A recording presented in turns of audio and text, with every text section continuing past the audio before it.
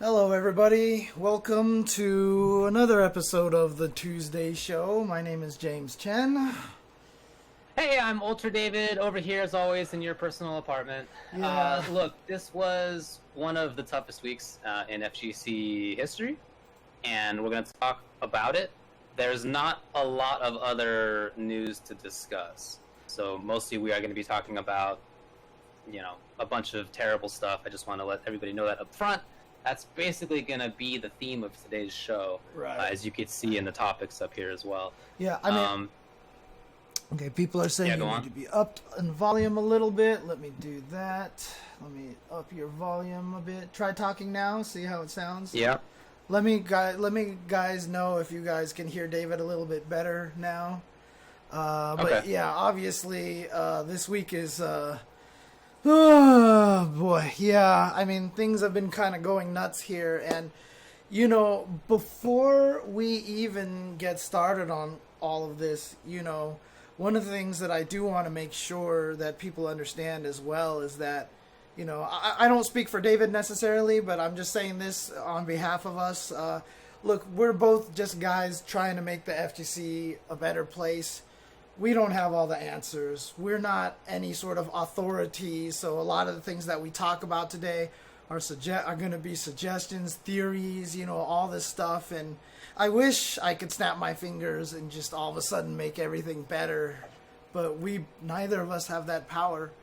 A lot of it is going to come from, major community changes and stuff, and the best we can do is offer our voices. What we say isn't necessarily like de facto, you guys, the community should do what we say. Like, this is meant for discussion and ideas and, trying to get people to think about this and try to start actively moving us in a direction where we can have this happen far less. If we could get rid of it entirely, wonderful, but that's not just by nature of society probably going to happen. So Well, we're going to do our best for sure. So, the way that we're going to do this is we're going to talk briefly about what the news was. We're not going to get into everything, but there's certainly some points that we need to hit. And then we're going to talk about our thoughts on why this has happened. right. What has led to this? What's it going to be like moving forward? What's the impact on the FGC? How do we think we can move forward? Right? What even is the way to do that? I will want to talk about what I think are some bad reactions that people have had to this stuff. I will want to talk about a little bit more than that too. I mean, there is a little bit of other stuff to talk about. We'll talk about NuckleDu. Not good news either, but we'll talk about that. So let's begin by just talking about what the news was. So, as a very general overview, over the past few weeks, in the world of gaming and game development, there have been a bunch of allegations of abuse leveled at people involved in that. That sort of migrated over to streamers and to sort of online celebrities, and then people in the FGC did the same thing. In all cases, I'm glad that it came out, but that was sort of the progression. And again, we will talk about some of these allegations, but we are not going to get to all of them. Probably the most impactful single one. For the FGC, for the FGC. For the FGC, yeah. It has to do with Joey, Mr. Wizard Cuellar, who, again, I'm not going to get into the details of this. It's stuff that you can look into. But was alleged and basically admitted to pedophilic behavior, with an underage person. And Joey has been one of the leaders of EVO for a quarter century, and throughout much of the recent decade, maybe a little bit longer, it's been Joey as the face of EVO. So that the person you would have called the face may have been different earlier on. Joey was always involved. Certainly for the past decade-ish, he's been the one who's been out there. Whenever there's an EVO reveal show, he's the one who is revealing what the games are. Whenever there's some sort of interview or discussion to be had about EVO, he's there. He's the one who does it. So that's been something that's been going on for quite a while. He certainly has had a strong hand in how EVO's run, right? It's not just the face. Yeah. He has been deeply involved with the organization and the planning, and really all aspects of EVO are things that he has had his hands in for many, many years at this point. When that news came out, within about a day, people began to say that they were not going to go. They were not going to do EVO this year. Obviously, it's not something you go to this year. It's all online, and it was scheduled to take place to begin this past weekend. Right. And players began to say that they wouldn't do it. Commentators began to say that they wouldn't do it. The rights holders of the games themselves that were going to be played pulled out of EVO. And at that point, if the games aren't playing, I mean, you can replace a player or a commentator. The games, if they're gone, you have nothing. And so soon after that, EVO 2020 was just canceled outright. Additionally, Tony Cannon, one of the two brothers who they founded it, has also been involved since the beginning, Tom and Tony. Tony will take over much of the stuff that was done before by Wizard. Wizard is going to be removed entirely, so the phrasing is, Joey Cuellar will no longer be involved with EVO in any capacity. We are currently working towards his complete separation from the company and have relieved him all of his responsibilities. Going forward, Tony Cannon will act as CEO. In this position, he will take a leadership role in prioritizing greater accountability across EVO, both internally and at our events. When people pulled out of EVO, of playing, commentating, whatever it was, the phrasing of it was, we don't want to be involved while Joey's involved, right? When we didn't know what was going to happen. But rather than just getting rid of Wizard, I think at that point, they had to cancel it, right? I mean, it was... Yeah. The rights holders were not in there, right? The games weren't in there. Just tremendous, terrible news, and I don't know how they could have really had the event at all. So, EVO 2020 canceled. Yeah, I mean, it's hard for me because largely, people are aware of this. People know this. I've been friends with Joey. We've kind of drifted apart in the last couple of years and stuff. But, previous to that, I was very heavily involved in trying to help EVO and run EVO. I was considered staff of EVO for a long time before I started doing commentary and stuff. And so, needless to say that this revelation kind of surprised me.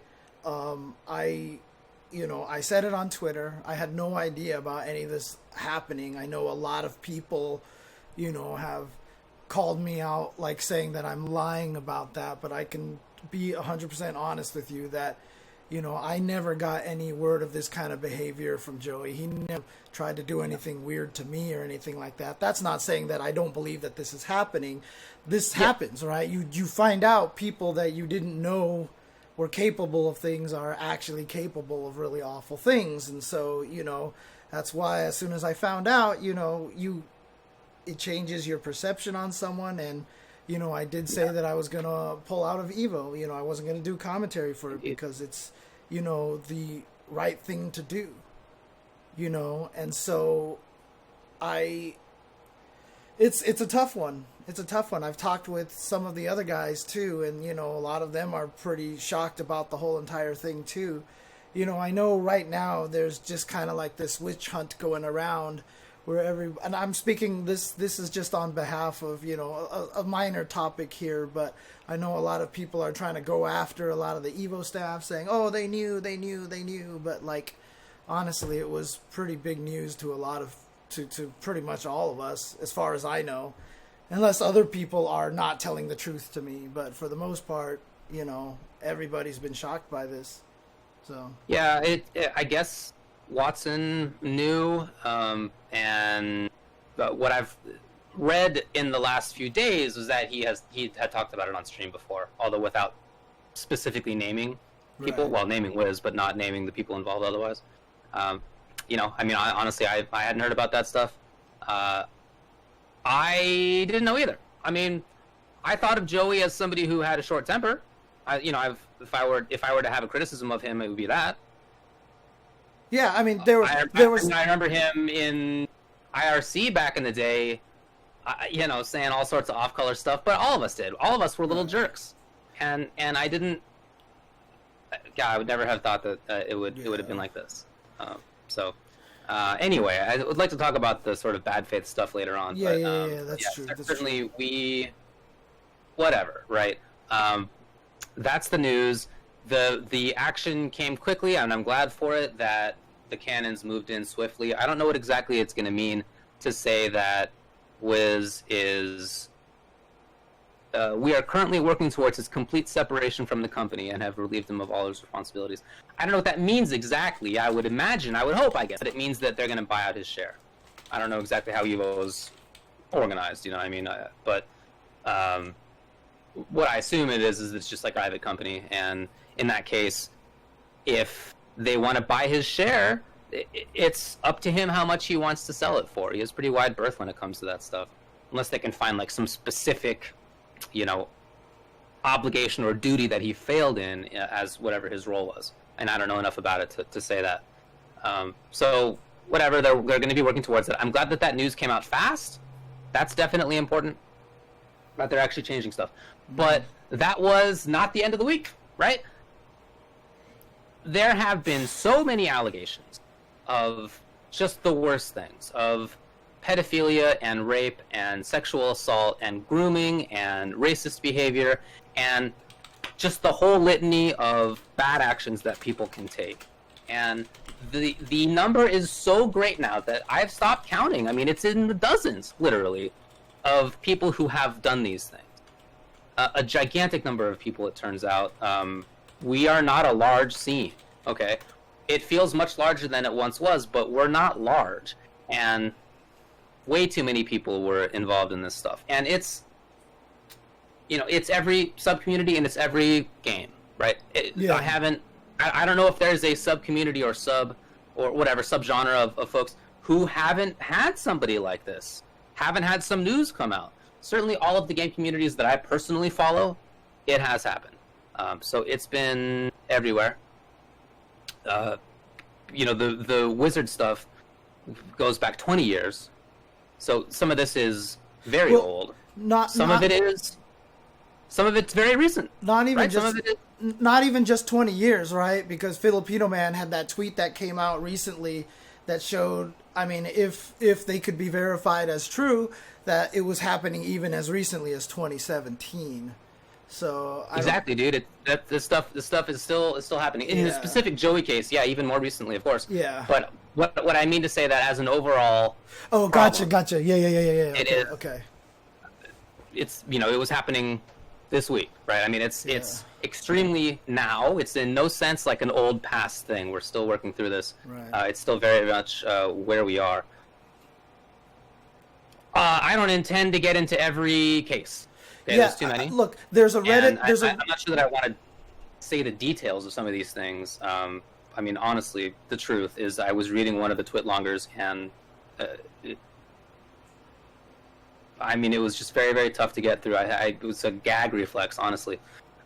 The difficulty of having to live with some of this stuff as the victims of this abuse, the difficulty for them of having to come out with it, it just must have been terrible. And I'm so sorry that they were put through that. Because even for me, as somebody who was privileged enough to not have to deal with these things personally, just to read about their experiences was traumatic. It was very tough. For them to have gone through it and then to have put it out there publicly, I just can't imagine. So thanks so much to everybody who did do that.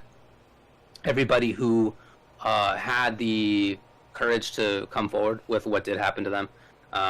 We'll talk about sort of analysis of this, but extremely, extremely important that we now know what's been going on for sure. Yeah, I mean, look, there's lists out there. People are maintaining lists. I know Smash has a list of all the allegations, and someone in the Twitch chat just mentioned that they're maintaining the list in Reddit Street Fighter for the FGC. They're out there, and I clicked on the Smash one, and I just looked down, and it just like was an endless scroll. And the hardest thing about it too is it's everybody. right? You know, a lot of people that you've known in the Smash community or even in the FGC that you would assume, you know, would do better aren't doing better. And, you know, last week I talked about this, and, you know, a lot of it does really just come from, you know, without sounding too generic, but the great power becoming great responsibility. I've talked about how, you know, last week that when you get into that position of power, you get away with something small, and then you feel like you can get away with something bigger, and then you think you can get away with something even bigger, and you start to feel more invincible. And it's a scary thing, because when you're in these kind of positions of power, it's hard to try to keep yourself from going down that path. You have to be self-aware enough to not go down that path. The problem is when people start going down that path, they lose the self-awareness. You know, you and I have had this conversation a lot about how people, when they become wealthier or more powerful, they just naturally tend to lose empathy. You know, and I've literally told a bunch of my friends that if they ever see this happening to me, like, please come up to me and punch me in the face. And just be like, you know, I literally condone them throwing violence at me. That if I ever start going down that path, to punch me in the face and just let me know and make sure that I remember, you know, who I am and what I want to be for the community. You know, because it's a dangerous thing. I'm definitely not immune to it. I'm sure it can happen to all of us. You know, I've been at events before doing commentary, and I'm like, where's our food? Like, come on, I'm hungry, you know. And it's like, at some point in time, you know, when does that become like, where's my business class airplane ticket? You know, where is this? And it starts to snowball. And I feel like that happened to a lot of people. And especially, you know, in the Smash community, where the hero worship is so big, you know. We're gonna do the analysis stuff in a little bit. Okay. But I just wanted to say that it's people in every role, like you were beginning to say it a little bit earlier. Mm-hmm. It's players, commentators, and it's tournament organizers, and it's bracket runners, and it's people who stream, and it's people who just hang out. It's in all the things. And you're right that in some of these cases I was very surprised. I would not have thought at all. In others, I was maybe not surprised. I wouldn't have expected it even still, especially some of the magnitude of these things that did occur. But certainly some of them caught me way off guard, and that's tough to deal with. You know, it's tough to.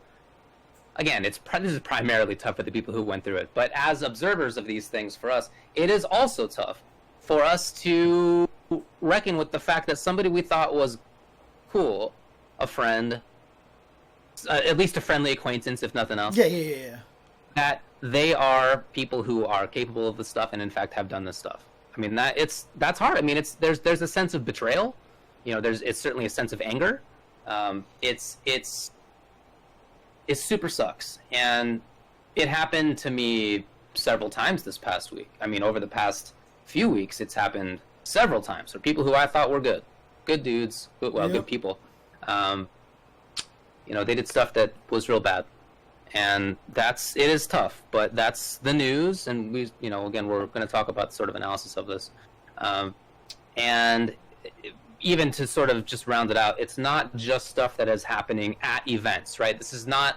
Some of the stuff that I read about did happen at events, right? It was stuff that happened while somebody was playing a game. It was stuff that happened, in part, things that happened when somebody was playing a tournament match even, or was around for a tournament, or whatever it was, in the venue. But other stuff was not. It was at an after party. It was... hotel rooms, you know, right? In a hotel room, right? Or hotel rooms, yeah, plural for sure.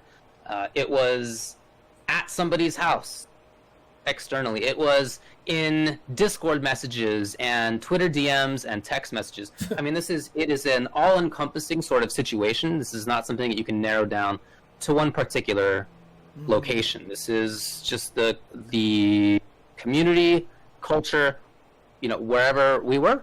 Unfortunately, is what the news has turned out to be. Yeah. I mean, I just said I wasn't going to go through all this stuff, but I mean, the stuff about Sky's house, I think in particular, stands out to me as just abhorrent. Yeah, no, I was about to say, know, when you mentioned houses, I was like, yeah, and one in particular as well. Yeah, so. Absolutely right. Yeah. Somehow a lot of people were living there or staying there, and he just ran it in this grotesque, hierarchical way, which is already gross sounding, but then allowing for, or, knowingly, I guess it turns out, some real bad actions in that house. Yeah. It just sounds like a horror, like a horrific place. I mean, really, very, very tough to read about that. I didn't even read about any of it. I couldn't bring myself to do it. I just couldn't. Like, I couldn't read it, and I know Sky had apparently a stream yesterday that was just, by all accounts that I've heard, was just like literally the worst thing ever. And like I said, I just haven't been able to bring myself to consume any of it. I don't know if I'm strong enough for it, to be honest with you. I get it. You know. I didn't listen to the stream. I didn't watch the stream. I did read a lot, but I'll be honest, James, I haven't read everything either. There were certainly points at which I just had to put down a twit longer. Right. And I feel bad about that. I feel bad that I couldn't. Here's somebody who went through the experience and had the courage to put it out there. Part of me feels real bad that I didn't read all of it, but another part of me knows that that's. I have to practice my own self-care, and I'm somebody who is, has a history of my own depressive episodes, and anyway, again, I don't want to go through all of the allegations, but there's way too many. It's in all of the different roles of the FGC. It's in many different geographical areas. It's in tournament and it's out of tournament. It's just very all over the place. Yeah. The amount of it to get through all of it, I think even if you were somebody who could stomach all of it, is just a lot to do. There's just too much news. Yeah. Like I said, I've been seeing a lot of the side stuff happening. Obviously I'm only tangentially connected to the Smash community. And I was even getting all the inklings of everything coming from there. And I just, like I said, I had to check out. And I know, there were times, obviously, during this past weekend that I just turned off Twitter. Like, I had one day that I just had to turn it off. And I couldn't look at it. And it's been rough for me, because, no, never mind. I'm going to shut up. It's not about me. Sorry. I get it. It is, again, the people who are primarily, to be felt for here are the people who went through it. Yeah. But I think you can be honest that it's also hard to just read. It is. Yeah. It is. I want to make this clear. It does sound as if Smash as a scene had a particular problem. But I want to be real careful about making it seem like that was the problem. Because this was clearly not just there. It was in all of the sub-communities. And even the people who I know from Smash, they also played other stuff, right? I knew them to play Caliber and Marvel and whatever else, Street Fighter over the years. There certainly are some separations between the various communities, but there's still a lot of crossover as well. And many of us meet up at the same tournaments, whether we're playing one game there or not, right? Whether we're playing all the games or not. So this is definitely a scene-wide problem. Of course, more globally, it's a everybody problem. But in our scene, it's not as if any particular communities, got away without having any of the stuff happening where they are. So, that's the news. Again, I'm not going to go through everything that happened. There's just too much, and it's real bad. But there are great resources for people who have compiled all of the news that has happened, and I think you can find those both on the Smash subreddit and on the Street Fighter subreddit. Those are the ones that I've seen. Mm-hmm. So if you would like to check it all out, that's where you can do it. All right. Let's get to the part where we start talking about this a little bit more. So I would like to say right off the bat, and I'm sure that you agree, that I don't want to discuss this as I have seen people discuss it as some sort of death of the FGC. I don't want to see this being discussed as the bad thing is that the news has come out. The bad thing is that the actions occurred, right? And the news coming out, while tough to read, tough to get through, is very important. And absolutely something that we need. Yeah. Yes, exactly right. Yeah. It's the only way that we're going to get to be a better community is to know what happened and to take those things seriously and to, sort of reckon with ourselves and be honest with ourselves and try to make some changes moving forward. So for me, again, I know that you agree, this is not the end of the scene. This is not the death of the scene. It's just very hard. And we could use that to make improvements. Yeah. So again, thanks so much to all the people who came forward with what happened to them. Right. I mean, I'm sure it's very difficult, but we appreciate it. Yeah, a couple of things to add on that. I mean, I said for the past couple of weeks that growth only happens with discomfort, right?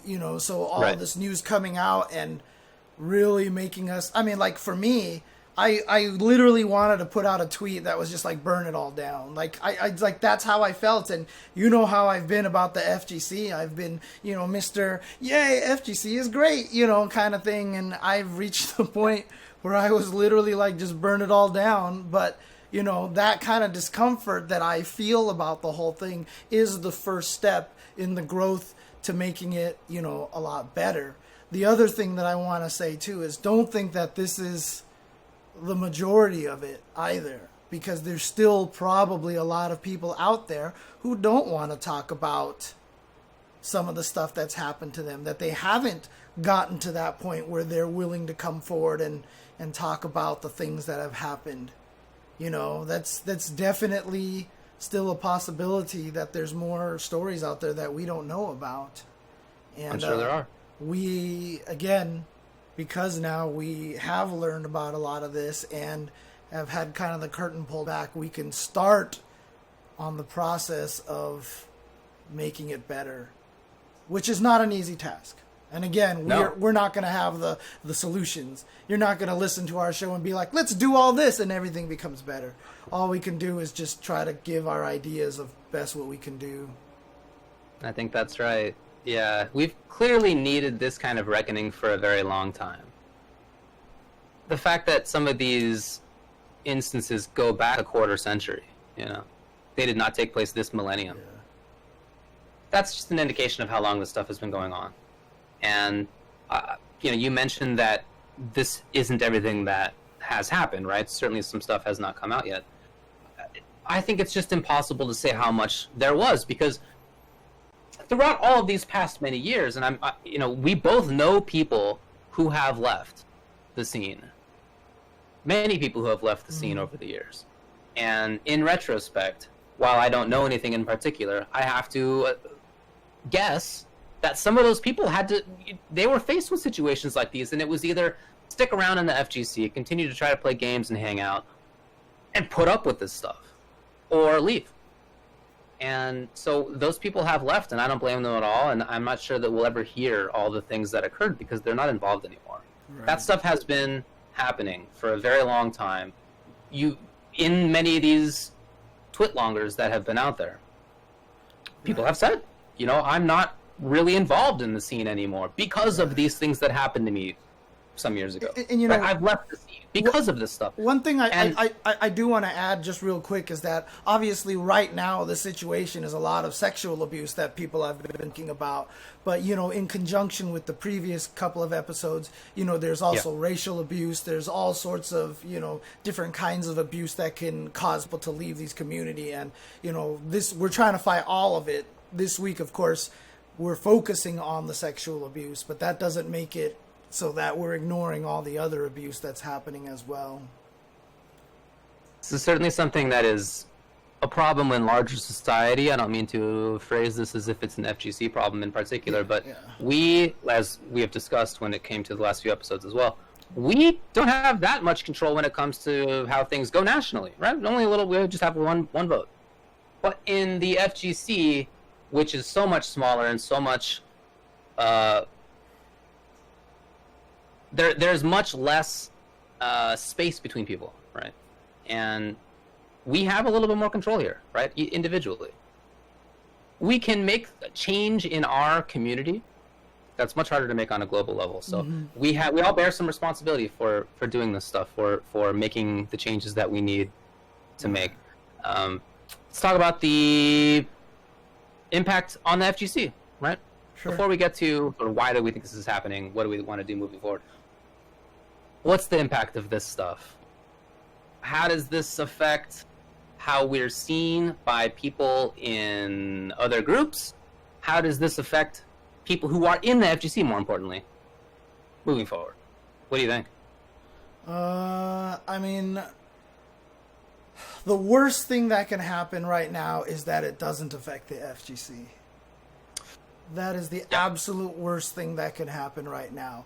When we ask, how does this affect the FGC, we have to preface it by saying that it's good that the FGC is being affected by this.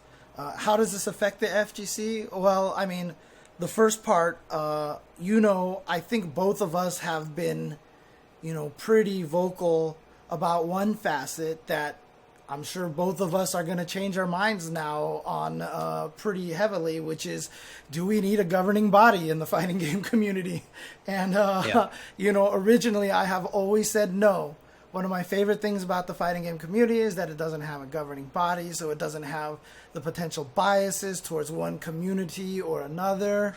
However, that was kind of a short-sighted viewpoint now that I realize it, because there's a lot of aspects that a governing body cover that you can have to avoid the other stuff. For example, I don't want a governing body to decide what games should show up here or, that kind of things. But in terms of a code of conduct, we absolutely need a code of conduct so that there is no more ambiguity, and we need to have it written particularly clearly.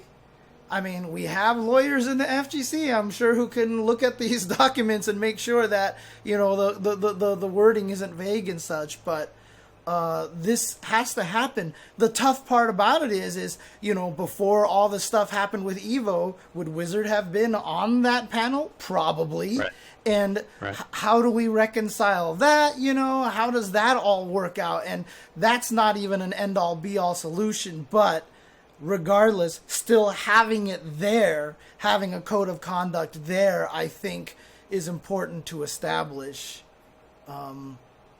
Yep, that sounds right to me. I think that another aspect of this is I'm not sure how the rights holders react to this.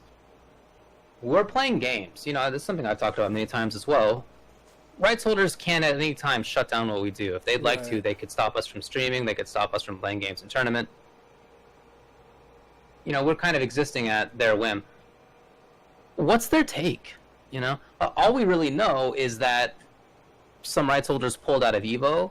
Nintendo put out a kind of PR speaky statement at request of the BBC. I don't know. I mean, I'm not sure. I certainly hope that this does not mean that they're going to withdraw their games from other events. That's my hope, and I don't expect them to do that, to withdraw their games. It's a possibility that they could do it, but I don't want them to. I hope that they don't. I also don't want them to be the sole sort of arbiters of what good community behavior looks like. Right. I would much rather that, as you're just saying, this code of conduct idea, I would much rather that be the purview of people in the scene. Mm-hmm. Some of the people involved in these game companies are people who come from the FGC, certainly, but some are not. And at any time, any of them could be fired or quit or move on.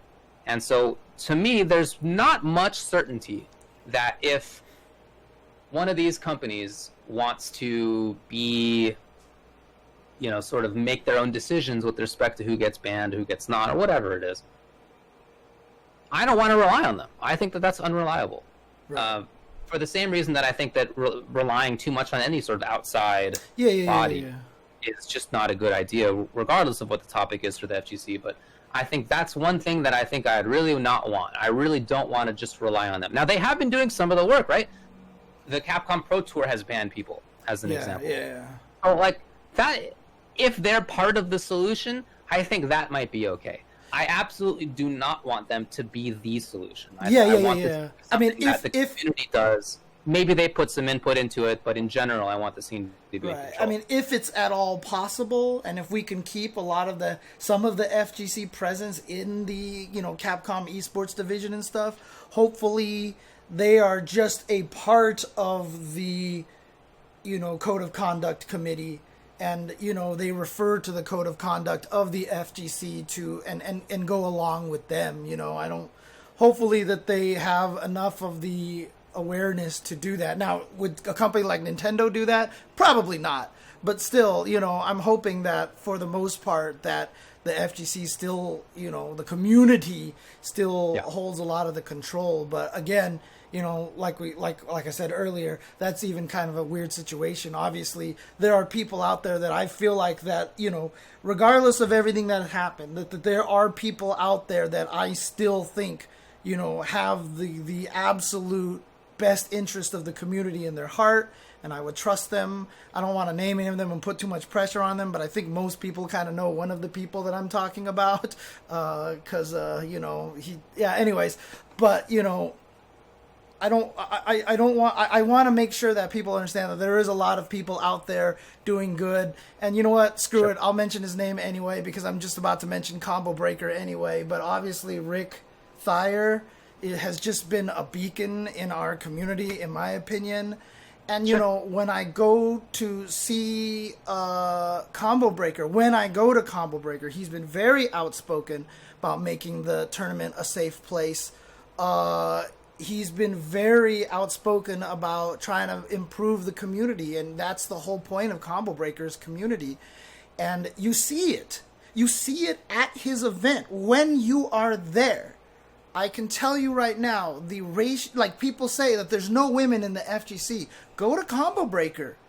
You will see that what you say is absolutely incorrect. There are plenty of women in the FGC. It's just, can you blame them for not wanting to go to any of these events, except to the event where the one guy is like, we do not tolerate this. We have safe rooms for you. You can come to us at any time. Tell us anything. We will make sure we help you, etc., etc.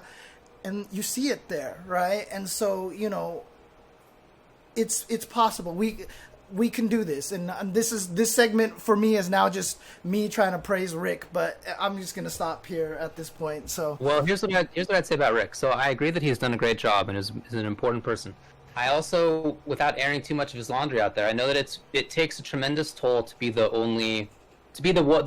single person that people tend to look to. Mm-hmm. That takes a tremendous toll. I don't want to phrase it too strongly, right? People look to other leaders as well, but he is one of the main ones. That's why you brought him up.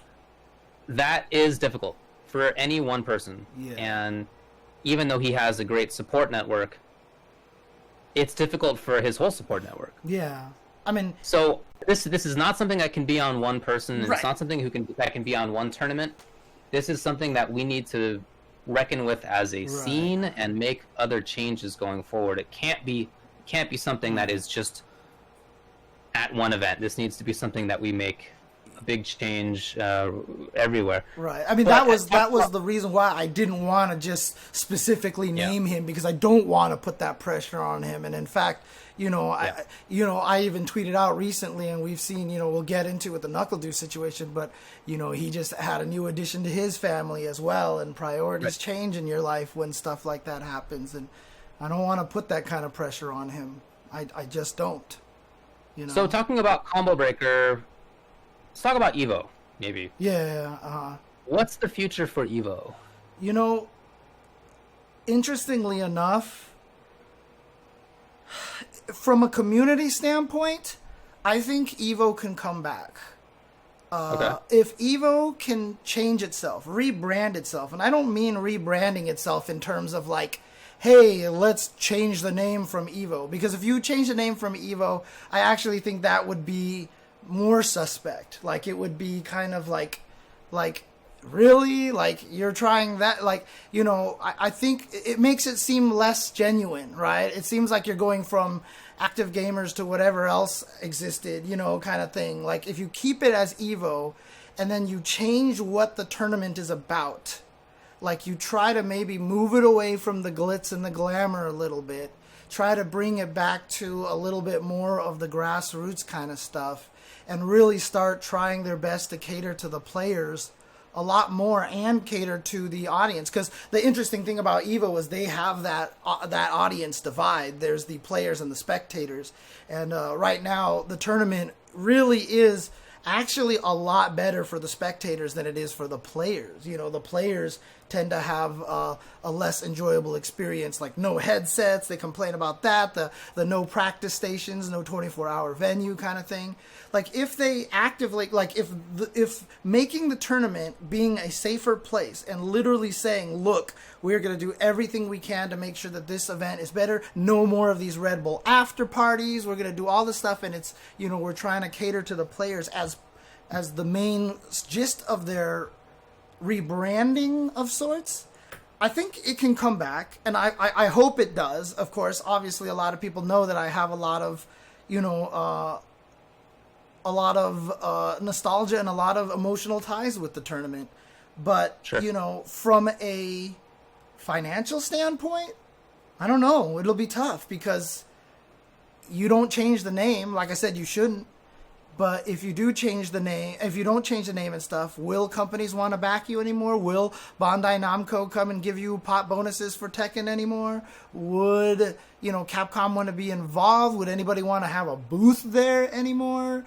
You know, Right. that's a difficult area because, again, Evo was not funded by venture capitalists. Evo was funded by itself. And so if Right. a lot of this doesn't happen, if no one buys booth space anymore, and the first few years, a lot of people are not going to go next year. 2021 is going to be the smallest Evo. If we can even have an offline Evo, it will Yep. be the smallest Evo probably since 2009. You know, Right. and the question is, can it recover from there? And, you know, honestly, you know, and this is the truth. Without Wizard being involved, I think that can do a lot to bring back a lot of people's faith in the tournament, because a lot of the complaints, you know, from the Poke Chop incident, from, you know, just the way he generally, you know, treats people a lot of the times, you know, Wizard has always been one of the main reasons not to attend Evo.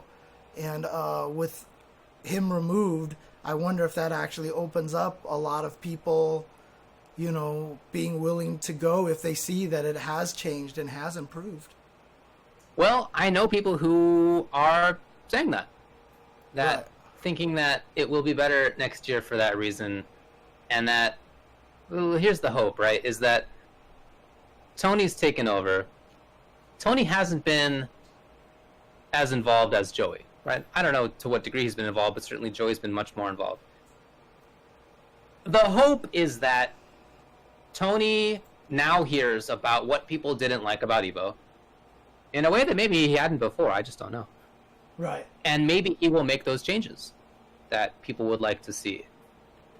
In addition, yeah, knowing that Joey won't be involved, if they can get his share or whatever, get him out of there, I think that does allow some people to feel okay about coming back.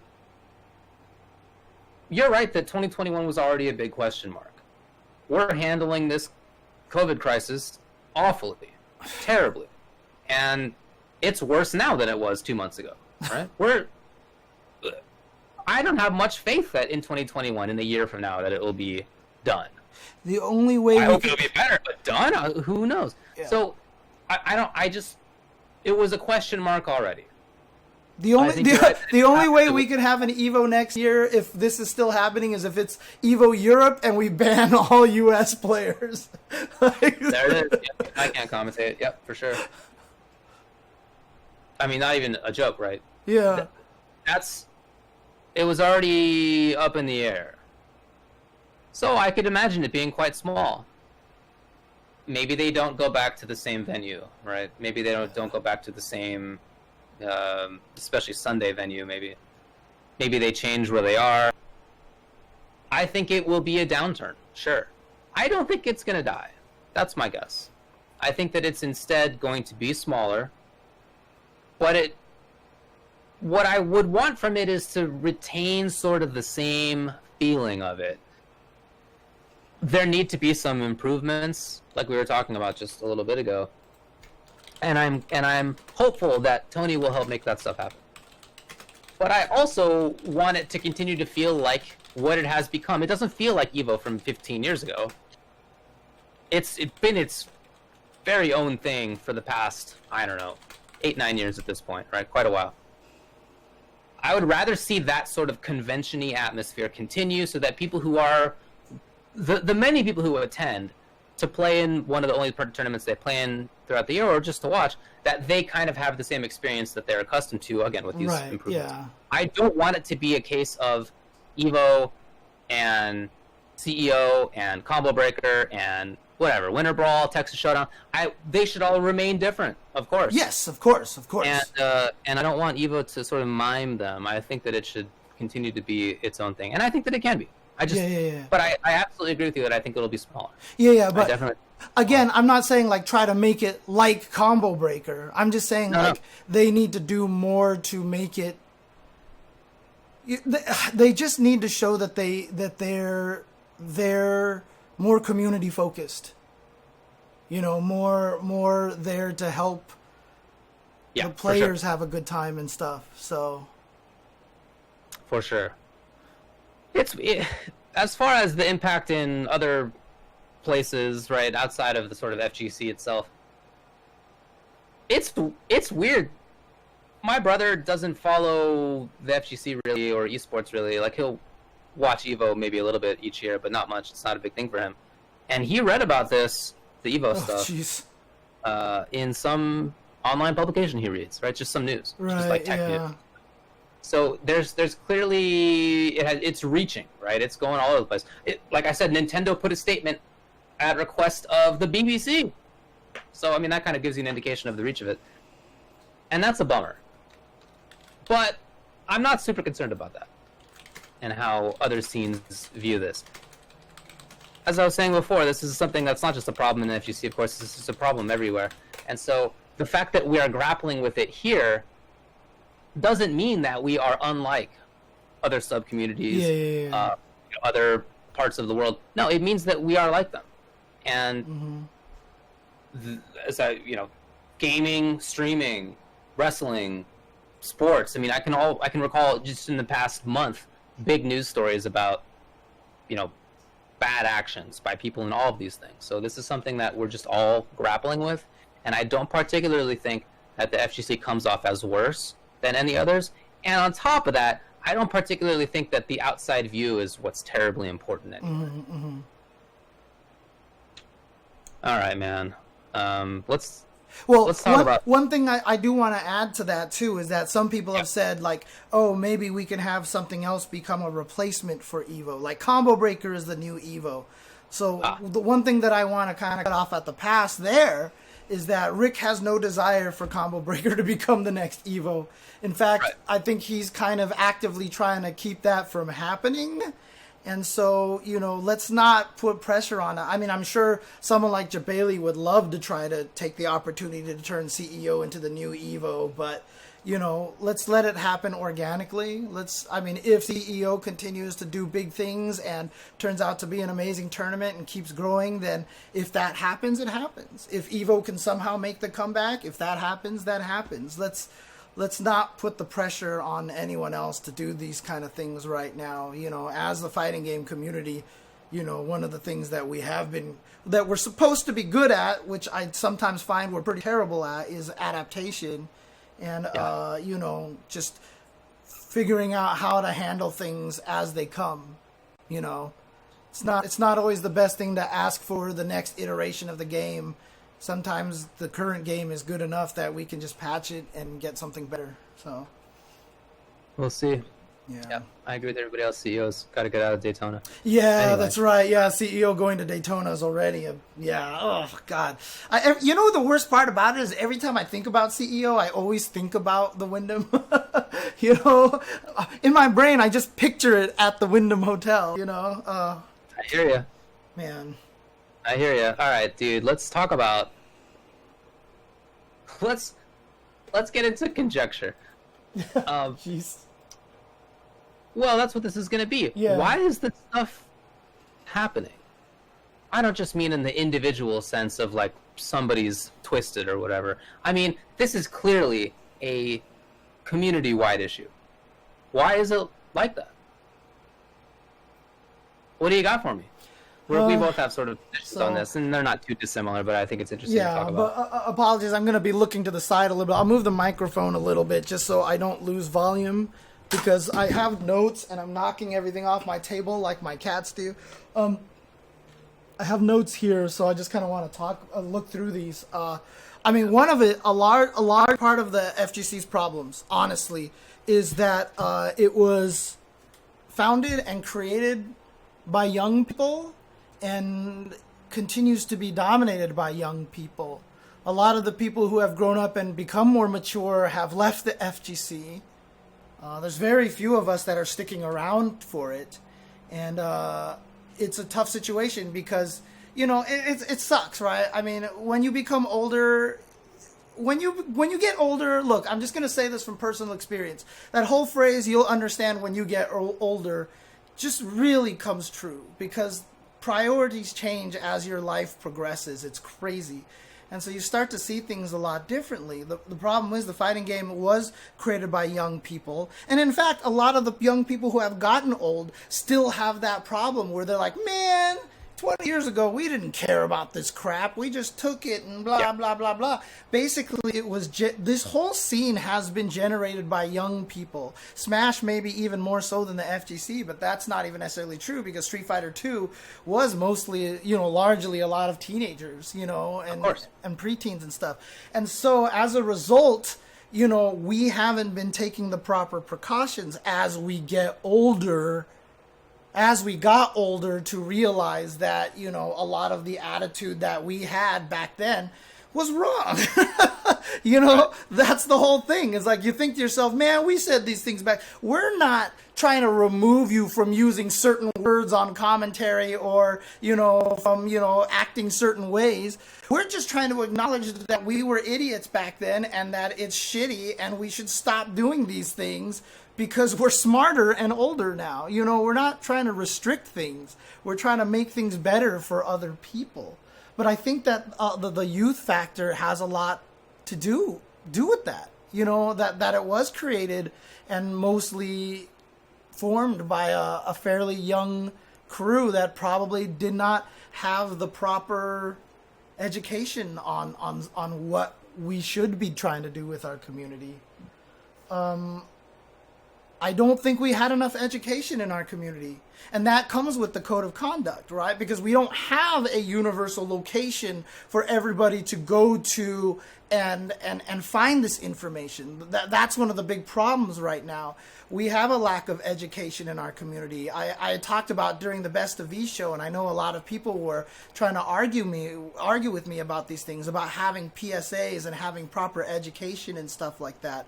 You know, obviously we have a history of PSAs and these kind of things, you know, G.I. Joe knowing is half the battle shit that, you know, obviously doesn't mean much. However, if we make it a point in the fighting game community to have a code of conduct page, and we put that, and we agree to put that on every stream that we have, no matter what, like if it's an event, you put it on your stream at one point in time. Here's a code of conduct. Get all the big faces in the FGC to talk in the video and say, you know, make sure you check out this code of conduct page. Because what you start finding out from a lot of people is that, you know, when you read most of these stories, most of the stories have one common theme, right? I was young.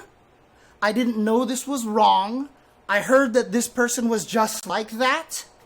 These are all common phrases. If we have videos on the Code of Conduct site and we advertise these things and people go and watch them and a video literally says, this person is just that way is never an excuse. You know, don't ever, if anyone tries to take advantage of you, contact us here. You can contact us anonymously, report things here. You can do, you know, educating younger people, because the problem is a lot of these people don't have any idea and they're not sure if they're wrong or not. This is literally, I feel like, the same problem that happens in Hollywood a lot of times is, grooming the young people because they don't know.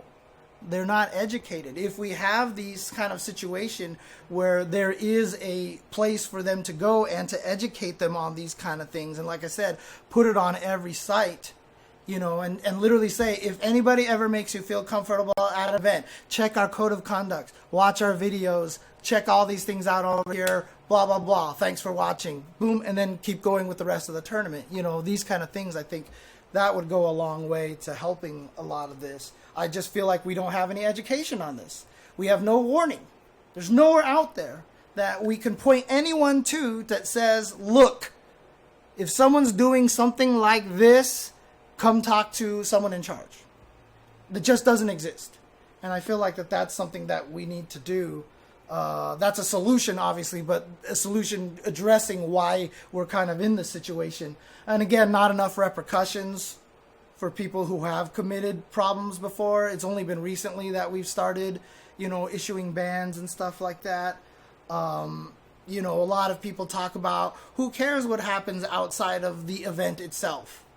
That's a phrase that you see thrown around a lot of the times. And it's not a valid excuse. Yeah, it's going to be tough. You don't want to go, you can't go and police everybody and go, oh, let's go and do a background check on everybody, etc., etc. That's not what this is calling for. What this is calling for is that when something happens and we learn about it, that we do something about it. We can't know about everything. That's impossible. And that's not the goal of a code of conduct or a goal of, trying to make sure bad people are in our community. We can only handle the situations that we know about, right? And again, until then, we have to treat everybody fairly. But as soon as we find out something, make sure that we have, actual repercussions for it. And one of the things that I think is really, really, really important about this, and I think one of the reasons why it's hard for a lot of people to accept this and what's going on and why there is this idea of the word cancel culture being thrown around so much is because the phrasing of this and the way that all this stuff gets announced is always presented in a negative aspect, right? Whenever we talk about something like this player is banned. You can no longer use this word on stream. You can't do this. You can't do that. It's always kind of presented in this fashion that is negative. And so a lot of people don't like being told what to do. I should be able to say this. What is this? What we have to start understanding and what we have to start presenting is that all of this stuff is happening because we're trying to do things better. Instead of saying we're banning people or canceling people, we have to say that by removing this person from our community space, we have now allowed a lot more people to attend our events. We have allowed people to feel safer at our event because they can see now that bad behavior is being punished. We want to say, we are enabling more fans to come in and enjoy the community. That's kind of the language that I feel like we need to have out there because a lot of people are seeing it all as a negative. We can't use this word on commentary. No, we're not missing that word on commentary. We never cared about that word on commentary. We're better off without it. And now more people can enjoy our content. That's, I feel like, is kind of one of those ways that I feel like we want to do things. And again, it's not about like hiding things. It's not about like trying to make everything seem like rainbows and puppies and stuff like that. But, I just feel like the language of trying to make the community better comes off as too aggressive and too negative a lot of the times. And we don't focus enough on the positives, honestly. I think that's something that's kind of important. That makes sense. Yeah. In my view, this stuff basically extends back to people in the arcades. Some of this stuff is about allegations or instances that occurred in or outside of arcades, right? And I think that stuff was set very early, that sort of culture. there's stuff that we've always liked about arcade culture, but I think that in retrospect, too many of us remember the stuff that we didn't actually like at the time, or that certainly I didn't actually like at the time. Maybe some people did. Did you see the stupid tweet that Jaxel put out a while ago, where he was sort of lionizing the idea that everybody was a racist jerk to each other back in the day in the FGC? Horrible. Yes. Just an idiot tweet. But I think that there are people who view it like that, right? So when I think back to the good things about, or to the early parts of the arcade times, my arcade times, I'm thinking about friendships and I'm thinking about learning the games. For some people, that's not what it's about. It was about opportunities to take advantage of people. It was opportunities to say racist stuff. It was opportunities to sort of make yourself feel better by bullying people. I think that it's probably early that this began. And I think part of this is the sort of might makes right idea of you respect people if they can beat you in game. Right. Too much of it is that, right? I abided by. I mean, I think many of us did, but that was a bad idea. I think that's a bad call. I think we have to be honest with ourselves and say that was bad. We need to respect people because they're people. And whether they beat you or not is a different question. Okay, maybe now you respect them as a player, whatever. You need to respect them as people. And I'll tell you, too many times we did not. That was something that we had to, we'll see if this player can beat us in game. Maybe then we'll talk to them, right? Somebody new at the arcade.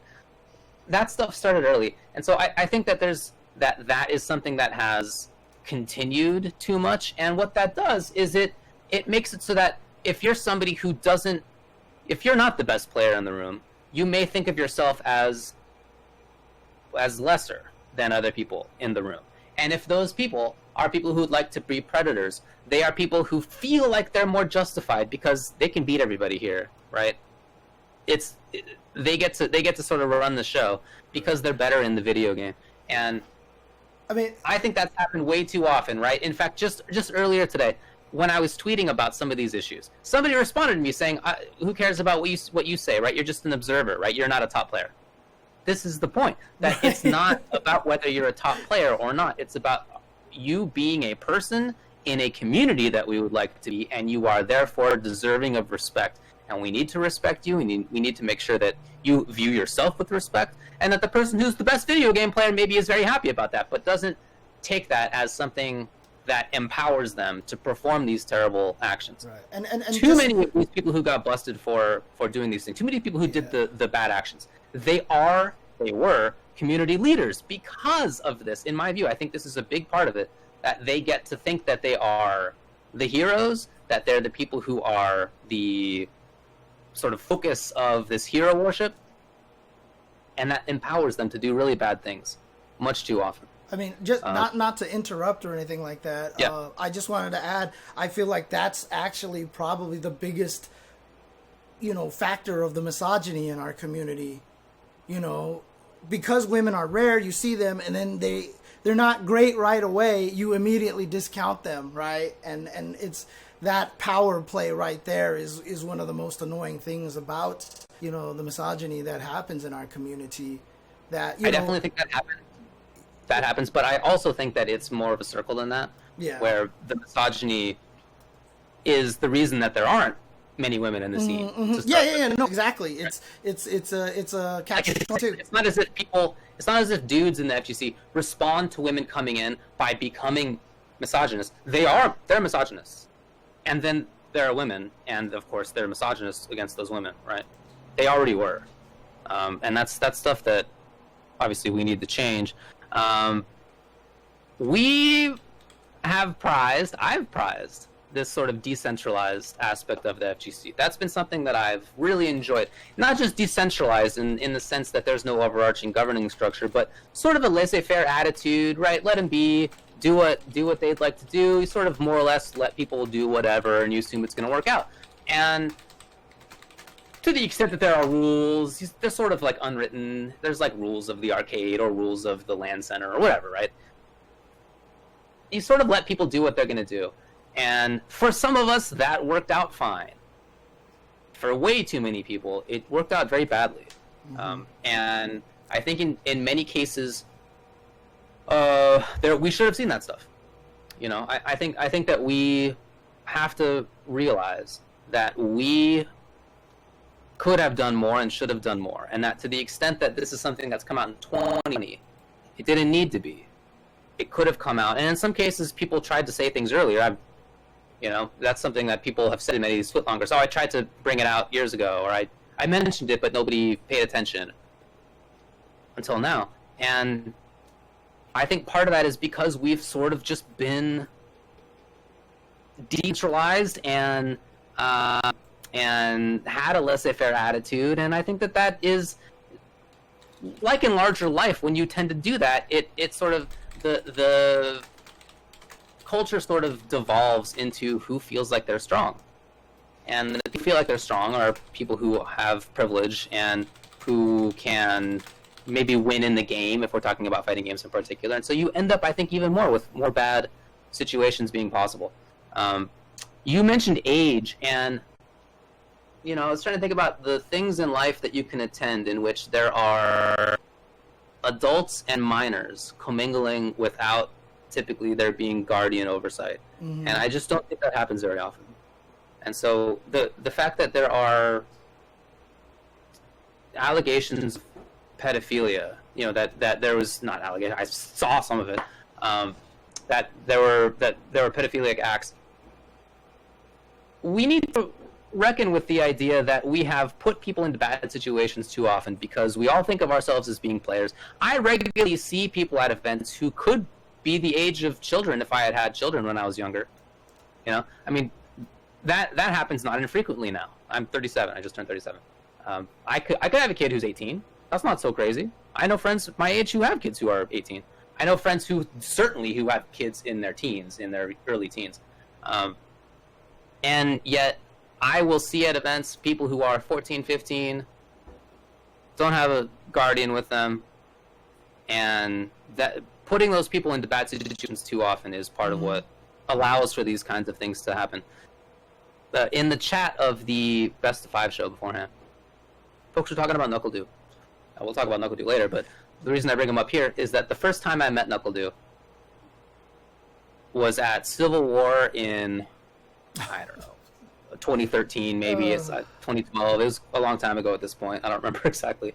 My buddy Robin ran that tournament. He got sent out there because he was on Empire Arcadia, and Triforce sent him out there with he's a 14-year-old kid with no hotel room set up, with no support structure at all. He was just supposed to fly out there with nobody and figure it out. And that's a very dangerous situation to put a little kid. No money, right? Just figure it out, dude.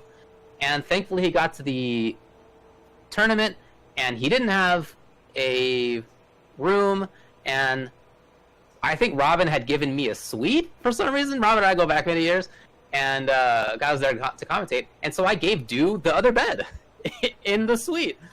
And if not for just like me happening to have this extra bed, who knows where he would have ended up, We too often have allowed kids to be put into these real bad situations, and we have to reckon with the fact that we've done that. I mean, we tried to come together to help NuckleDu out, but that could have gone any number of different bad ways. And while that's an extreme example, I think putting kids into bad situations is something that we've done way too often.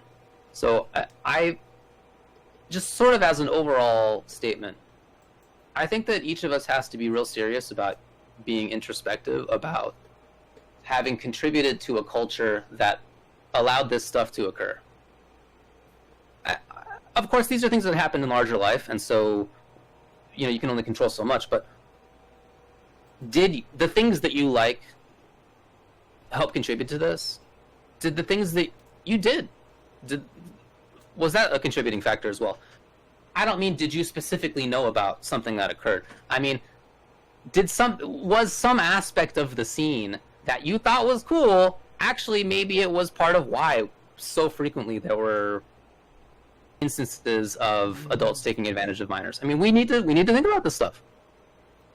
I mean, I've often talked about... I think it would be real bad if we just got away without having this sort of real introspection at this point. Yeah, I mean, I've talked about this a lot in the past, whenever I talk about why I got so emotional with Tokido during his speech at Evo, you know, a lot of it really just comes from the fact that part of me, sometimes I feel like I'm leading kids into their doom, you know, because as a commentator, I'm making this hype. I'm trying to tell everybody how wonderful the fighting game community is. And I'm looking at the good parts. I'm talking from a genuine space that I love the fighting game community. I'm focusing on the good parts. At the same time, you make it sound so appealing and so alluring, and then you just end up, you know, like I feel like the Pied Piper, you know, I'm just leading a bunch of people to their doom in kind of a way. And I do take a lot of responsibility for that. It's a thought that's crossed my mind a lot, you know. I agree. I definitely agree. It's something that we really need to think about. As far as, maybe let's talk about how to move forward from this. You brought up a code of conduct. So I've written codes of conduct many times as a lawyer. I've written codes of conduct for tournaments, for some of the pro series, for teams, for Slack channels, websites. I don't know, probably more. I've written them many times. And some events, in fact, did have codes of conduct. The writing of a code of conduct itself is actually not the hard part. They tend to be pretty simple to write. They tend not to take very long. The things that you want to put in there are pretty general, so that as the group interpreting what counts as a violation, you're not too hamstrung, right? You sort of have a wide berth. They're not very hard. The hard part is the enforcement. So I like the idea of raising awareness by having videos. I think that makes sense. We should definitely have codes of conduct posted up on walls at events, right? These need to be things that are more frequently in Discords or on forums as well.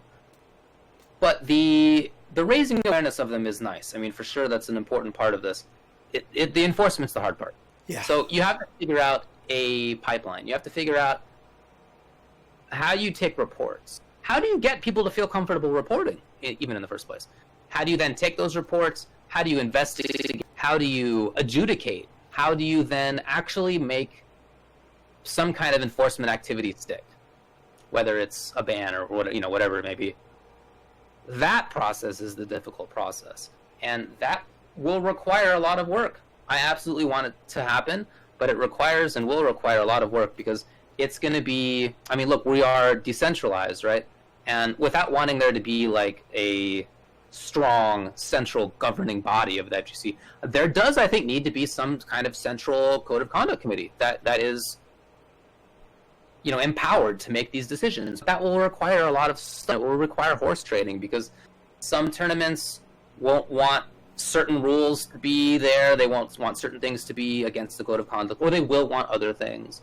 Some Reddit boards may want different ideas, right? There's like any number of parties involved or who could be involved with this may want to see different things. So it's going to require a lot of like politicking, honestly. But it's something that is definitely important to do. As far as what this applies to, I wouldn't want it to just apply to an event. I mean, certainly back in the day, I can recall, I'm sure you know everybody knew that at the time, the things that happened in an arcade were in some sense separate from what happened elsewhere. So if you had a problem with somebody, you might say that you should step outside because fighting in the arcade was one thing, right? Banned, not good, right? Sort of against the rules. Yeah. Outside in the parking lot, you know, whatever happens out there is fine. I don't think we can do that.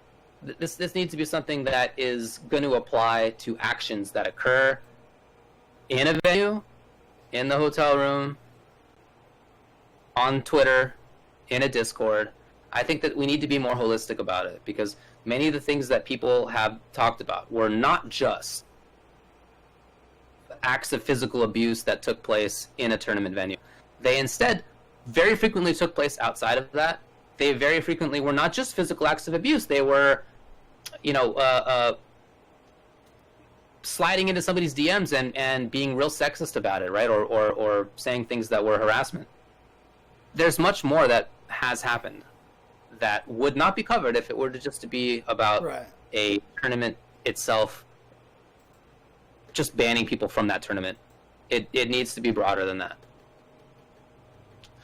And I think that to some extent this sort of like governance idea will be helpful. But the real thing is that it needs to be a change of culture, because if it's just sort of a top-down impact, it's only going to be so effective and maybe not super effective. But instead, like I was saying before, I really hope that people view this as a reason to rethink, as a reason to analyze how you felt about stuff in the past and how you've acted in the past, and to realize some of the stuff we've been doing has been part of why these bad activities have been able to occur for so long. So there needs to be this change of culture. Just changing the rules isn't going to matter on its own. We have to realize that we're a community of many different ages and sort of not just ages but maturity levels, and of different sort of perceived hierarchies of being a leader or of being a commentator or a top player or whatever it is. We need to understand that there's these sort of different weights going on, and we need to figure out a way to hold people accountable, not just in the governmental sense but in the cultural sense as well.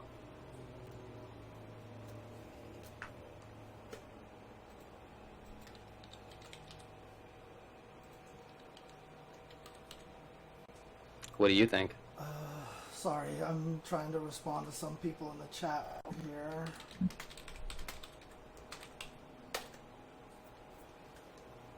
Yeah, there's very commonly alcohol at events. So I agree with people who think that's probably not a great idea to have, after parties at clubs with booze and stuff. I also think that to some degree that's a cultural problem, where if the same jerks who were at the tournament earlier that day are also there at the after party, whether the after party is at a club or whether it's at a hotel room where there's a salty suite, we've heard stories of abuse in both of those situations. Yeah. So, and another thing too, also don't forget that the salty suites eventually become monetized as well. I mean, the bar fight at Evo are a direct result of salty suites, and basically turned into an after party, right? The most popular salty suites are going to become after parties anyway. So there needs to be something in an official capacity. And again, sure, there might be people out there who do love clubs and stuff like that. Let them go to clubs. Let them go to clubs. But if it's a fighting game event, then a 24-hour venue like Combo Breaker does, or just, having a nice brightly lit space that has food and drinks but no alcohol. If you want alcohol, go outside the venue and get some alcohol. But outside of that, just have a nice space where people can sit down and play games and chat with each other, and just, have tables where people can sit down and just talk, and just make it a nice little environment for people to just hang out. If they don't feel like going to sleep at the time.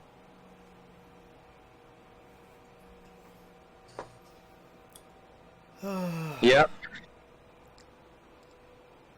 All right. Well, anything else to say about how you think that we could move forward on this? Like I said, for me, I think the education is one of the most important things. If we actually play these videos on the stream, even if there's videos that are on the venue that are dedicated to looping some of these code of conduct videos, that people can walk by and just kind of, stop and take a look at it and kind of things like that, especially like, hey, if you're under 17, blah, blah, blah, blah, here's like a bunch of information and stuff. And, make sure that you're, you can, it's tough because a lot of times on these stories you read, a lot of people end up in situations where they don't have the ability to contact anybody, But yeah, well, we started off at the pass earlier than that. Mm-hmm. Right. So I'm also open to the idea of even having like a minors tour or whatever, a minors section, maybe requiring that minors have guardians. Mm-hmm. I think these are things that we should think seriously about. I would like to know more about the feasibility of that stuff. I think in some cases that may not be feasible, but I do think that's something we should be considering. That's a really good idea from Quago in the chat. back of the badge should just have code of conduct stuff in there. Not necessarily the entire code of conduct, because that's impossible, but like, if you need help, call this number. If you need this, here's an emergency number that you can call, that you know someone will be monitoring. You know, make sure somebody at the event is paid to, you know, be awake to monitor a certain number the entire time. And just right. If something happens in a room and you feel like you're trapped, you can immediately text the number. You know, you don't even have to text words. Anything that gets texted to that number, you know, will be kind of taken seriously or something like that. Event tip line, exactly. That kind of a thing would be good. And yeah, you're gonna get a lot of false positives. You're gonna get a lot of griefers out there. But you know what? Who cares? You know what? And if you do grief it and it's not real, then, you know, they can get in trouble as well or something like that. Right, but for sure. You have to be careful of that, because then somebody could be trapped inside a room, and then the person who's abusing them is like, I didn't do anything, you know, and you have to have viable, you know, ability to look. And that's a hard area to get around as well, because can you search a room for only with just that kind of probable cause? You know, is that allowed kind of a situation? I mean, look, I think we need to be careful that we're not actually getting into law enforcement. I think for legal reasons, there needs to be a separation there. Right. We don't have the power to do that. We're not empowered to do that. Mm-hmm. And there are some things that you could do hoping to dissuade illegal activity that actually might open yourself up to prosecution, right, or at least maybe being sued. So I do think that there are some limitations on what's possible here, but I do think that we could do a lot. We could take a lot of positive steps to nip this stuff. And it wouldn't be my expectation that like a code of conduct plus effective governance or effective enforcement would mean that we would immediately get rid of all the bad actors. I think instead what would occur is that some people who maybe would have considered doing some activity that's maybe on the margins, maybe they get convinced not to. Right. But I still think that there's a lot of people who would do the bad thing. And at that point, I think we have to get them out of there. I like your phrases of things, that it shouldn't be phrased as negative. This instead should be seen as increasing the opportunities for everybody else, including people who were previously getting harassed or abused. Because, I mean, I saw some people... That is done by getting rid of the people who will not change their behavior. I hope people will change their behavior. We'll talk about this in a little bit, but it's very important that I think people get a chance to change their behavior. But there's a lot of times when people don't change their behavior, right? Yeah. And, I mean, that's happened just recently, right? Where it's like very obviously people haven't changed their behavior for like an entire decade. And so at that point, okay, believe them that that's who they are, whether they're pretending to be a heel or not. Believe them that that's who they are finally. And get them out of there. So I think that this is going to be a process, and it's not going to result in being a, you know, entirely safe FGC probably ever. Just that's how life works. But it also will be a little bit safer immediately, and will hopefully get safer over time as we begin to weed people out. Yeah. It's tough, because you don't want to turn into this crazy policing kind of thing, obviously. We've seen how that's gone. But at the same time, we need to do what we can to try to protect people, you know. We've been at a place that's nothing, right? Our enforcement mechanisms have been almost nothing. Yeah, exactly. So we want an enforcement mechanism, right?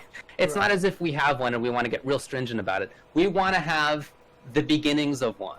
Yeah, and that also by itself will have a significant positive impact. Right, and also to let people know that if they do bad stuff, that there are consequences. Because right now, there's just too much instances where there are no consequences, and people are getting away with stuff. Like I said, every time you get away with stuff, it's easier to one-up it just by a tiny bit every single time until it gets to a ridiculous point. If people know that there is a code of conduct, then hopefully you can get people to have a second thought, to be like, wait, I shouldn't do this kind of thing. So, and one nice thing about having a code of conduct committee that can make decisions is that it can be more consistent, rather than kind of the piecemeal situation that we've had where one TO may ban somebody and other TOs may then follow. And sometimes it doesn't entirely seem like they're being consistent, because they're actually just different people doing it, right? Like, it's not like it's the same person each time. it would be more consistently applied, or could be more consistently applied, if it were a group of people who were there for the long term. I think that could be pretty useful, right? As a way to make people feel as if it's not just that they're getting attacked. They're not just getting the ire of whatever individual person who then gets dogpiled on. It's not a dogpiling situation, right? It's just a consistent set of decisions that are made by the same people over and over again. I think that's the idea here. Yeah, I mean, one of the tough things, like some people are kind of talking about, I don't know, maybe that they're not alluding to it directly, though, is that, you know, if you do have a code of conduct committee out there, is that they can also become the victim of abuse as well, right? So they can be perpetrators of the abuse, right? The people who are in code of conduct themselves, in the committee themselves, cannot be like above the quote unquote law. Right. That's not what I'm saying, though. I'm saying that, you know, when, let's say they ban a popular player for conduct, then that player's fans can attack them.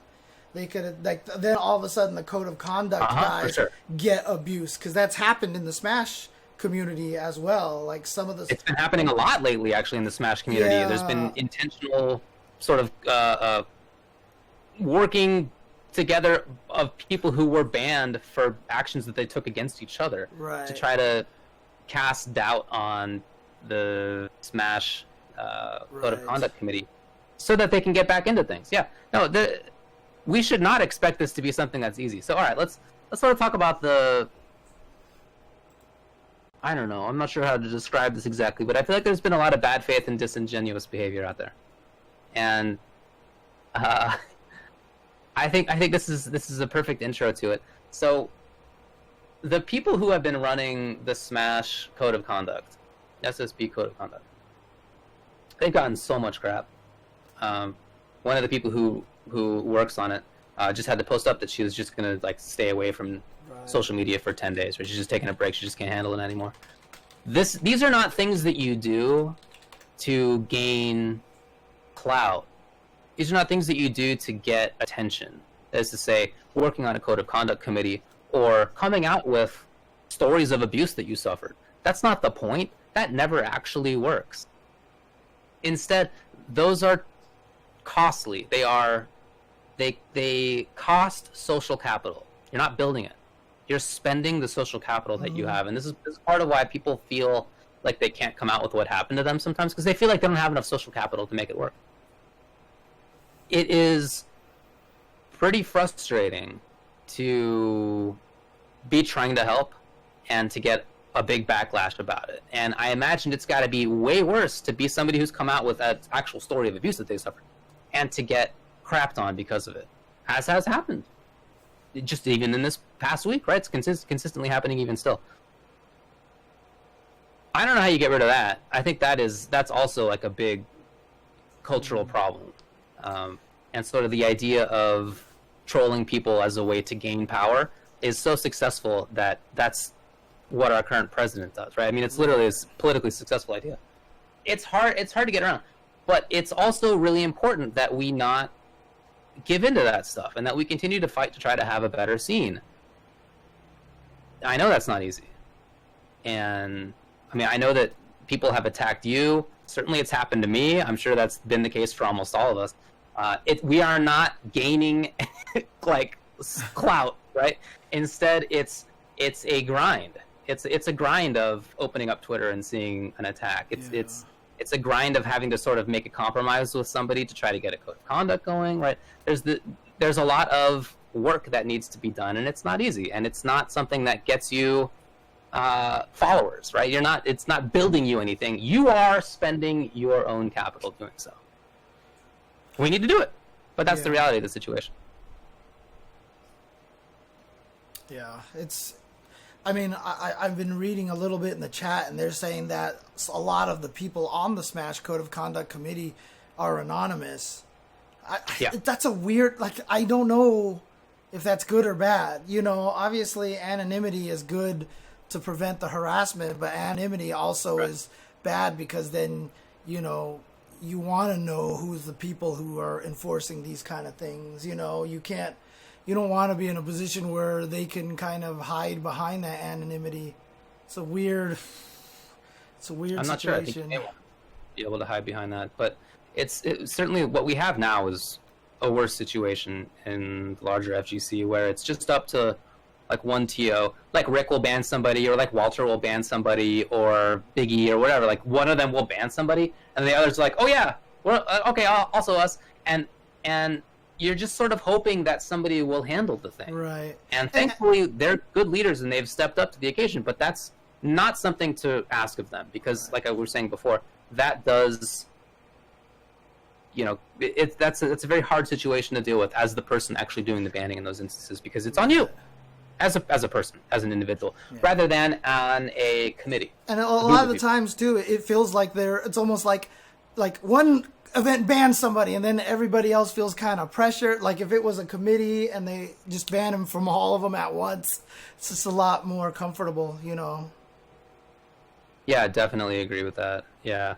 Boy, I'm seeing a lot of dumb takes about cancel culture, I'll tell you that. I was streaming a couple of days ago and somebody came into this chat on this very channel and we were talking about Wizard being banned, and their position was that making Joey quit Evo was an example of cancel culture.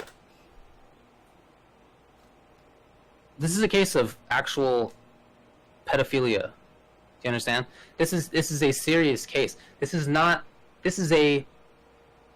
something that people actually go to jail for, I can't speak to whether this itself is a criminal act or if there's still statute of limitations. I don't know enough about it, but this is a real serious thing. To call that something as flippant and stupid as cancel culture is just totally absurd. But I've seen, I don't know, is that just a stupid take or is that a disingenuous take? I really am not sure. It's one of those at least, maybe both. Well, it's like I said, I feel like a lot of that is just coming from the negativity of the overall presentation of everything. People don't like seeing, like, especially if you're a person who doesn't like accountability, you don't like seeing other people get punished for their accountability, and so you see it as a negative thing. This person was banned, as opposed to by removing this person from this situation, it makes it so that many more people feel comfortable with continuing being in the community, kind of situation. And, I would say it's probably just more ignorance than anything. I would actually think it's just more ignorance that they see it as you potentially taking something away that they can get away with. You know what I mean? And so they're going to be mad that you canceled this thing. I mean, it's like I said, when I learned not to use certain words on commentary, there was a big stink about it, and I made a public tweet about it. I was like, I'm not going to use this. And a lot of people are like, why would we take this word out of our commentary? It's part of our culture. It's just blah, blah, blah, blah. And it's because these people don't want to be held accountable. Now, for me, we're in the position where I was like, this is stupid, and I've learned this, and I'm never going to do this again. I haven't missed it at all. You know what I mean? Like, it's just... It's not actually an important part of your culture, right? Right, exactly. And that's the thing, is just... I just don't think... There's just... A lot of people just don't like being told what to do and being restricted from being able to say things. You know what I mean? Like, that's just what it is. I think that's just what it is people just don't like being told they can't do something, and so when they see someone else banned for it, they cry cancel culture because they want it to stop so that nothing can ever happen to them. I don't know. That's kind of my interpretation on it. It's uncomfortable. Yeah, for sure. I mean, I remember being a kid, and I could definitely engage in trolly behavior. I'm guilty of that a lot back in the day. And I remember the game. The game is that you can't admit to taking things seriously. Right. If you have skin in the game, you've already lost, because now the other person who's trying to troll you back, they win, right? Now they know that they can attack you on a thing, and now you have to actually feel it. If you tell yourself instead that there's nothing that you take seriously enough that you'll actually feel bad about, then you're unbeatable. Right. And I remember that game. And I grew up, and it's important to me to not live that way anymore. Right. It's super important to me. and I'll admit that it's important, right? Which is I'm already losing the game. Right. It's important to me to try to have a better community. Super important. And that is something that can be attacked because it's a position. Yeah. And whatever the position is, it's a position. Whereas, yeah, I remember how it was to troll, right? I mean, you cannot believe in things, and it's a hard way to live, dude. Believe me. I mean, it's on one side it seems easy because that means that you can't get got, but on the other side it's really hard because you don't let yourself feel. You don't let yourself sort of live a life that you could. You, by not believing in things, by claiming that you don't believe in things, you are susceptible to believing in very bad things. Right. That's a mindset that I had to some degree. I don't think I ever went as far as some folks, but to some degree, and I still see that quite a bit from kids today. Yeah, and unfortunately, by some adults who refuse to grow up. Right. And I'm just gonna say this right now. Look, obviously you and I talk about this a lot, and so people associate us with this cancel culture thing. And so every time we say anything, people try to tag us along with us, spreading lies even. So one of the people in the chat right now spread lies about me during the Best of 5 show. Literally said something that was completely untrue about me to try to get me canceled.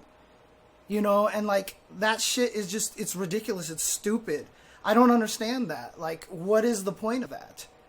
What is there? Is because again, they don't want us coming after them eventually.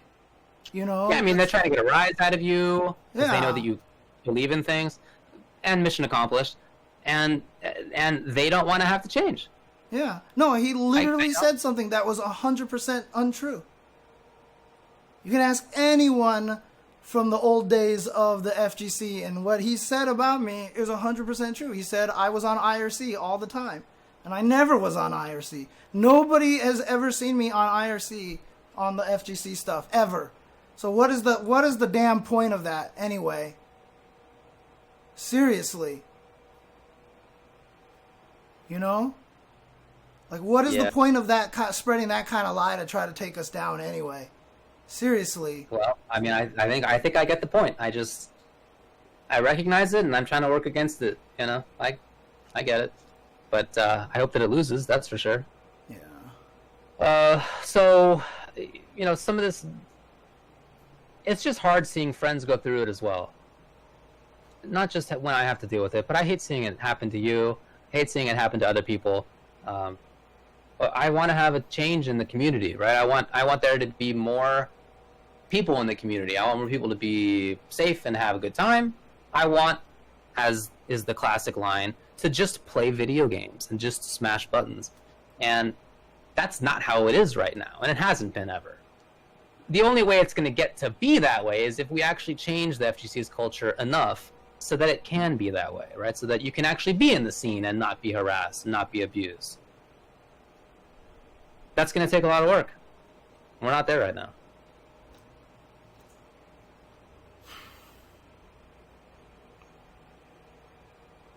I will say this too. It's important, and I mentioned this earlier, but it's important, I think, that people have a chance to show that they've actually changed. There are some actions that I think are probably just done, but for at least some other stuff, if the person has really made a change in how they operate, if they've really changed their behavior and it's really earnest, if they have done so without it just being like a sort of transactional or performative thing, I think there has to be space for that in at least some circumstances, maybe many circumstances. So I want to keep that in mind, right, as we move forward. Right. I just think that what too often has happened is that people get chances and chances and chances, and that there's no actual finality to it. There's no conclusion to it, except maybe 10 years later, as has happened. Maybe 4 years later, right? 3 years later. One thing I want to say... Those things are not the same as making a real change. Yeah. Some people have done it. I was significantly more of a jerk as a younger guy, And I would never claim to have acted perfectly. There's some stuff that I very much regret, like I've talked about on Twitter sometimes. I mean, never that serious as some of these things going on, but still, I regret. And I know that that's the same for many of my friends, right? But we have tried to grow up and be better people and be adults. And there is and has to be space for that. Again, I just want to differentiate that from the idea that you just keep giving people chances and chances and don't actually learn. Right. Yeah, one of the things I do want to answer is Natface in the chat asked, is there ever a chance that this can get to a point where it's 100% safe and everyone is happy? Never. It's never going to happen. And that's not the goal. That's not the goal. We can't prevent this from happening 100%. It's impossible, but we can do our best to make sure that it happens as little as possible. Because there will be people out there that don't have any regrets or remorse or anything, and they will still do these things. And the only hope we can do is just make sure that they get punished for what they do. And, just keep it at a minimum and just try to make it so that people are as safe as possible. And that's not even necessarily true to someone in the chat that said that Logan had said his shit and never got canceled. That's not actually true. He did get canceled. Like, people aren't aware of this. But he had been flown to an event, and then he was banned from the mic for that event. And it was kind of a turning point for him. He started... more importantly, he lost a significant thing in his main career. Yeah, and he lost something very important in his DJing career. Yeah, for sure. He's definitely been one of those people that I feel like has had a good faith turn, That's my view as well. Yeah. Yeah. Shout outs to Logan. I mean, seriously. Yeah. For sure. All right, man. I'm not sure what else to say about this for now. I can't imagine that this is the end of the news coming out. No. So we may address that in the future. There's going to be a lot of work moving forward. Yeah. Already some groups are getting together to try to make some of this stuff happen, or at least people are pitching around ideas. Yeah. And I've seen some of that on Twitter and some of that in Discords. And my hope is that there will be some kind of real change, some real kind of effort that we can point to that will have concrete effects. This cannot be another situation where we let it go by the wayside. Cannot. Yeah, I mean, honestly,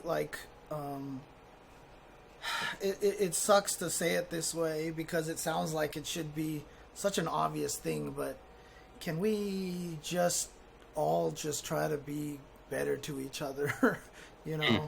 I mean, I don't know if it's because I read something like this when I was so young, because I was kind of a jerk when I was a kid too. I was kind of an asshole at one point in time. I actually had the opportunity to move during high school, and when I moved, I kind of realized that I was an asshole to a lot of people, and so when I went to the new school, I kind of thought of it as an opportunity to reboot myself a little bit, But, I mean, one of the things that I read a long time ago, and trust me, this may sound weird and trivial and very childish or something like that, but I was a huge comic strip fan. I was a big fan of the Peanuts. And there was one comic where Lucy asks Charlie Brown, why are we put on this earth? And Charlie Brown's response is, to make others happy. And, of course, Lucy responds with... so what are others here for? But, I've held that to heart for a very long time. When I read that comic, it's something that I've never forgotten. And, as much as, like I said, it's just from a comic. But Charles M. Schultz, I mean, God bless that guy so much. He was the first person to really put that kind of view into comic strips. And I've lived with a lot of that philosophy my whole life. My goal here is to try to make other people happy so that other people can enjoy the fighting game community. And if this is what the fighting game community is, like I said, I've almost been tempted to tweet out, burn it all down. If this is what it is, this is not making people happy. So, we got to do better. So if we can just spend as much of our time on the planet being here to make other people happy. It's just, I just stop look. I mean, that's where the maturity comes in. That's where the maturity comes in. The older you get, the more you realize it's not about you. I gave this exact talk to somebody else in the fighting game community a long time ago. And I was saying that there is no accident that in the history of mankind, when we first mapped out the solar system, everything revolved around the Earth. You know, everything revolved around the Earth because that's where we were. And as we grew smarter and wiser, we realized that it wasn't about us. It's the sun. We're all revolving around the sun. The Earth is not the center of everything. And, you know, that's indication of how people mature as you're growing up, especially in your 20s, especially when you're a teenager. Everything is about you. You yell at your parents. They're always trying to hurt you. All this stuff, you know, when you're 20s, the man is trying to hold you down, whatever, blah, blah, blah. The older you get, as soon as you have a kid, you know, you realize the world is not about you anymore. As soon as you have your first near-death experience, you realize the world is not about you anymore. And that is where the level of true maturity comes from, is when you start realizing that the world is not about you, but how you interact with everybody else. And that is where, like I said, I think the true maturity comes from. So. And I think that maybe just as a final point here, I think that it's important to point out that this is not, as some people, I hope disingenuously are saying, that this is not about going esports. Okay? The idea that this is what's esports. Esports is pretty gross on this stuff. Do you guys not know that? Esports is not like a nice place. It's very racist. Is that not known? No, this is about having our own scene be better. Right. It's about continuing to be the fighting game community, but a fighting game community that holds on to the things that are actually important and that make us better and that make our community stronger and safer and happier and more exciting, and not about the things that hold it back from all of that. Not about the things that keep us insular, and not about the things that make it so that we can attack each other and feel like that's a good way to go about living. No, this is about, like you were just saying, this is about trying to mature as a scene, and not about esports. Oh my god. How stupid. Alright, anything else to say here? No, I had my closing statement, so I'm good. Do you even want to take a break, or do you want to just move on to the next stuff? What do you feel like doing? Can I go pee, please? Okay, let's take a quick break, and when we come back, we'll try to talk about some other fighting game stuff, and definitely some other, you know, sad news, but, you know, there's a lot of stuff. All right. So, okay, I'll try to fix the desync as well. I don't know if I can get to that. On my screen over here, on my local, it's not doing that, so it has something to do about the encoding that's being sent over. I may have to restart the stream. I'll see what happens. So, okay. Alrighty. Hello, everybody. Welcome back to the Tuesday show. Hopefully the audio issues are a little bit better for you guys on Twitch. Okay. To answer your question, Sweenus, definitely. Still a little gnarly. Definitely. Definitely. Definitely. All right. Definitely. There's not a lot of other stuff to talk about, but we're going to get to some of it. NuckleDu got into a major car accident. Dual Kevin, who my understanding is now lives with him, had just a tweet where he said NuckleDu just got into a really bad car crash. Keep him in your prayers, please.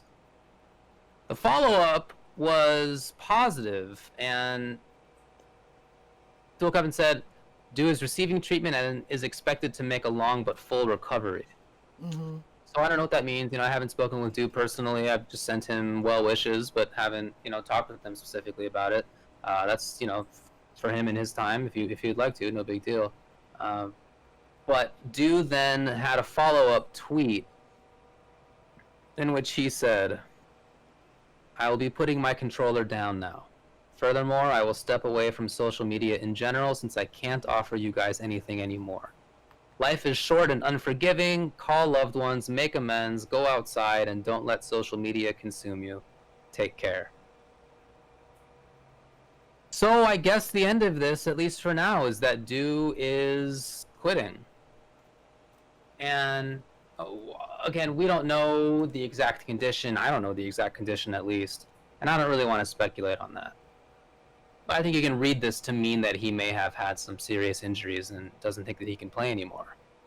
Yeah. That's obviously very sad to hear, and so sorry to hear that. Primarily very happy that he's around still, of course. But, it's just sad and unfortunate that that's something that he's gone through and he feels he needs to quit. Very sad news. I put out a tweet. I don't think anybody, obviously I didn't tag him or anything, but I don't think anybody, it was a hard guess that it was kind of about NuckleDu. But, he just had a kid. And when you go through an accident like that, look, like I said, I don't have a kid. I don't know what that's like. But my brother, I have nephews, and I've seen so many of my other friends, like I said, I don't know if it's chemical or what. I don't know how it happens, but when you hold your own baby for the first time, like something happens. I mean, you saw it. NuckleDu posted a picture of himself holding his baby right after she was born.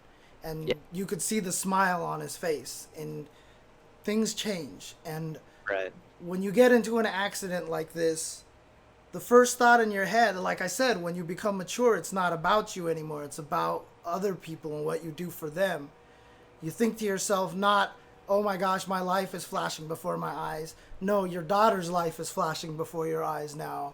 What it's like to have her grow up without her dad. And, that's going to change the way that you're going to approach a lot of things. The fighting game stuff isn't going to be as important to him anymore. And he wants that makes to, sense. He wants to be around and spend time. It might not even be an injury. Might be nothing. Yeah. I don't want to speculate on him having to, I don't want to speculate on why. Right. And yeah, I mean, like some people in the chat are saying, maybe he is tired of all the negativity in the FGC, and this is just kind of a I don't want to call it a good way, but just like a way to be like, what, with everything that's been happening, I have a kid, I got in this accident, the FGC is kind of on fire, you know what, I'm done. Because like I said, it doesn't matter as much to you anymore, because the daughter is everything now. Obviously there are bad parents out there and stuff, and, I don't want to get into a lot of that, but, for those who try to become good parents, I've seen the same thing happen with Justin. Now that he has Harper, you can see that his whole mentality has changed. A lot of what he does has changed. Javits just posted a video of himself playing with his daughter and making her laugh.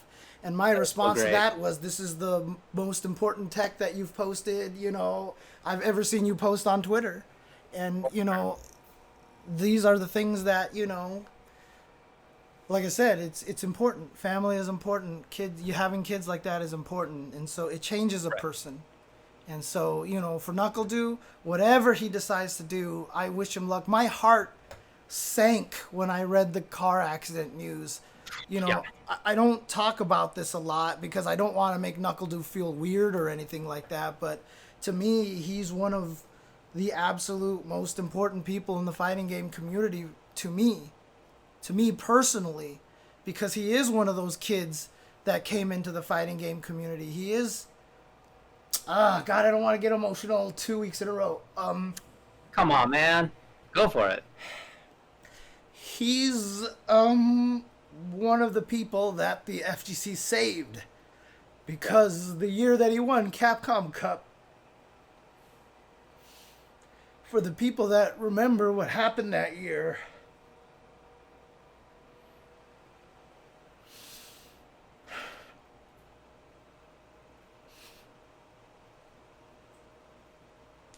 as a result, he's so important to me because he's everything that is important to me about the fighting game community. Giving someone like that an opportunity to have a daughter, to buy a house for his mom, to see his sister get married, and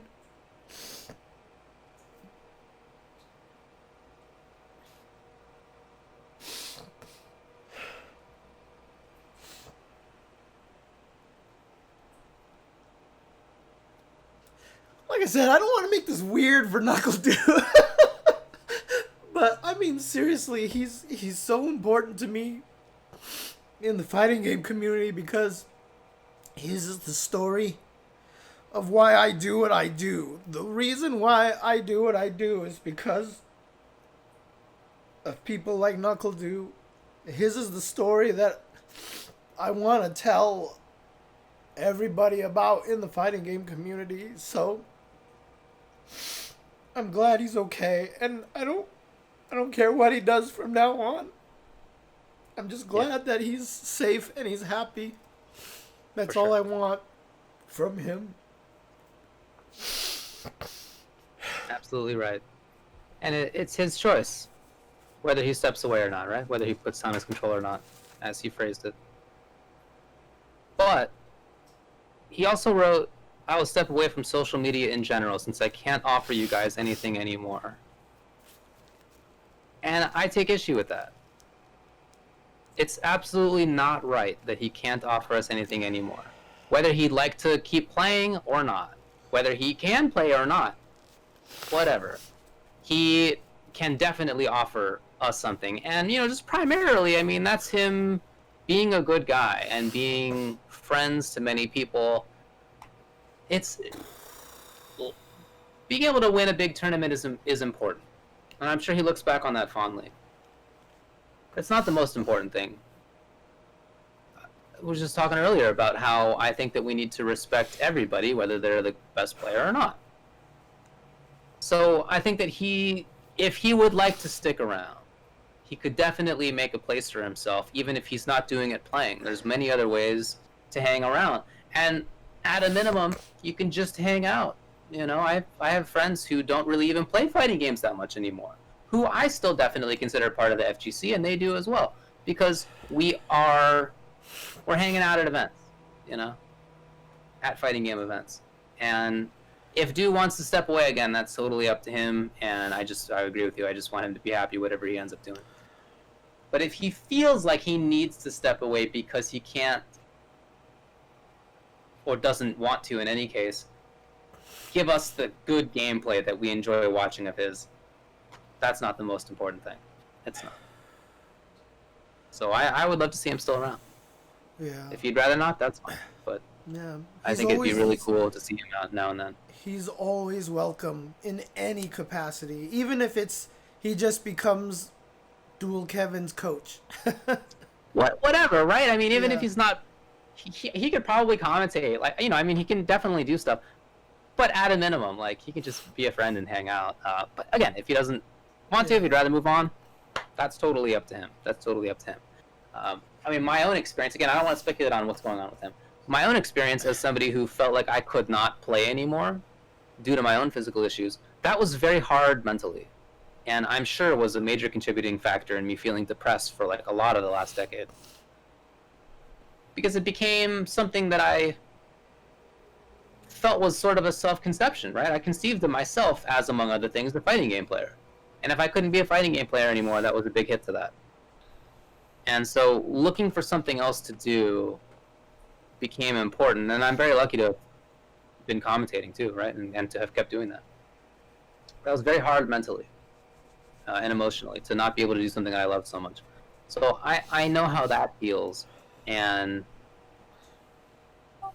luckily, in my case, I ended up feeling like I can be better again. I never feel like I'll have 100% hand control, but it's much better than it used to be. And so I feel like I can play again. But more importantly, I think the lesson that I learned is that you don't need to be a player to be a part of the fighting game community, right? There's other things that you do that you can offer than just playing itself.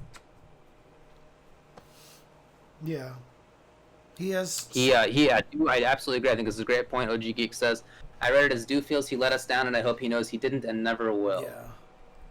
Absolutely right. Yeah. I mean, I still remember when he got top 8 at Street Fighter 4, you know, when after the tournament was over and he walked off the stage. You know, I told him I thought he was one of the best people in the country, you know.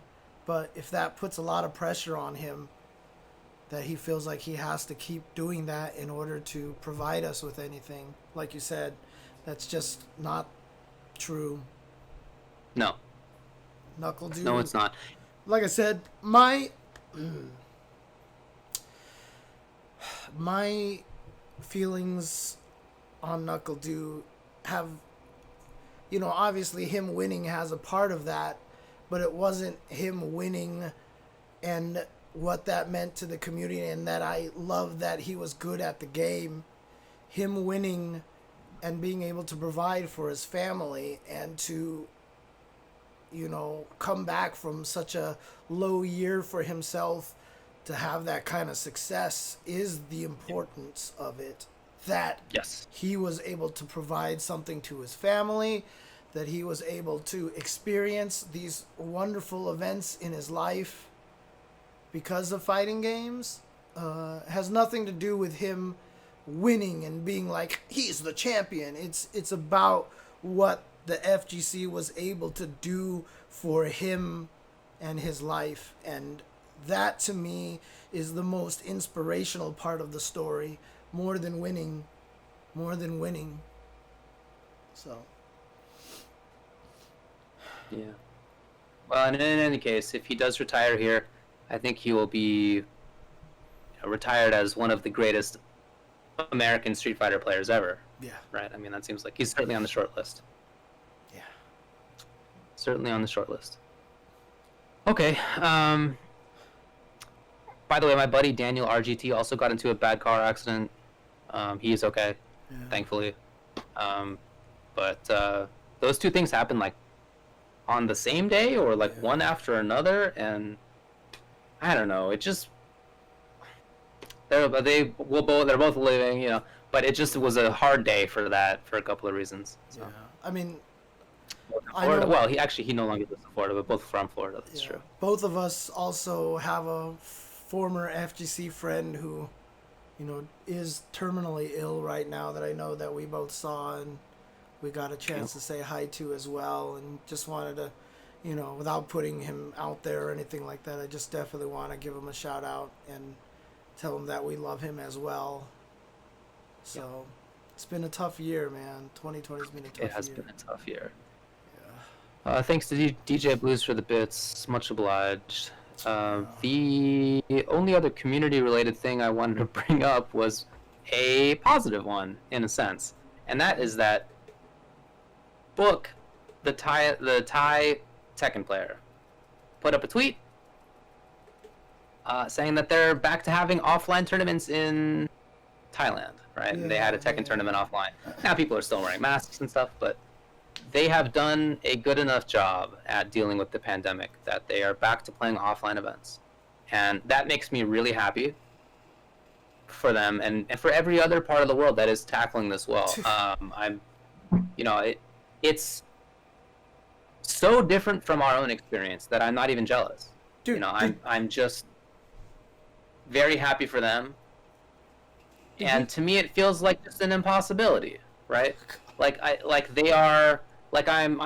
have a telescope and I'm watching an alien world that I have no relationship to. I couldn't fly there or anything. I'm actually not allowed even to fly there, it turns out right now. But I'm very happy for them. And I think that's super great. Congrats to the Thai people. I'm sure it hasn't been easy. And to everybody else in the world who has been doing a good job. I hope that you guys get to go back and play with each other again soon. Did you see the tweet that I retweeted about Taiwan?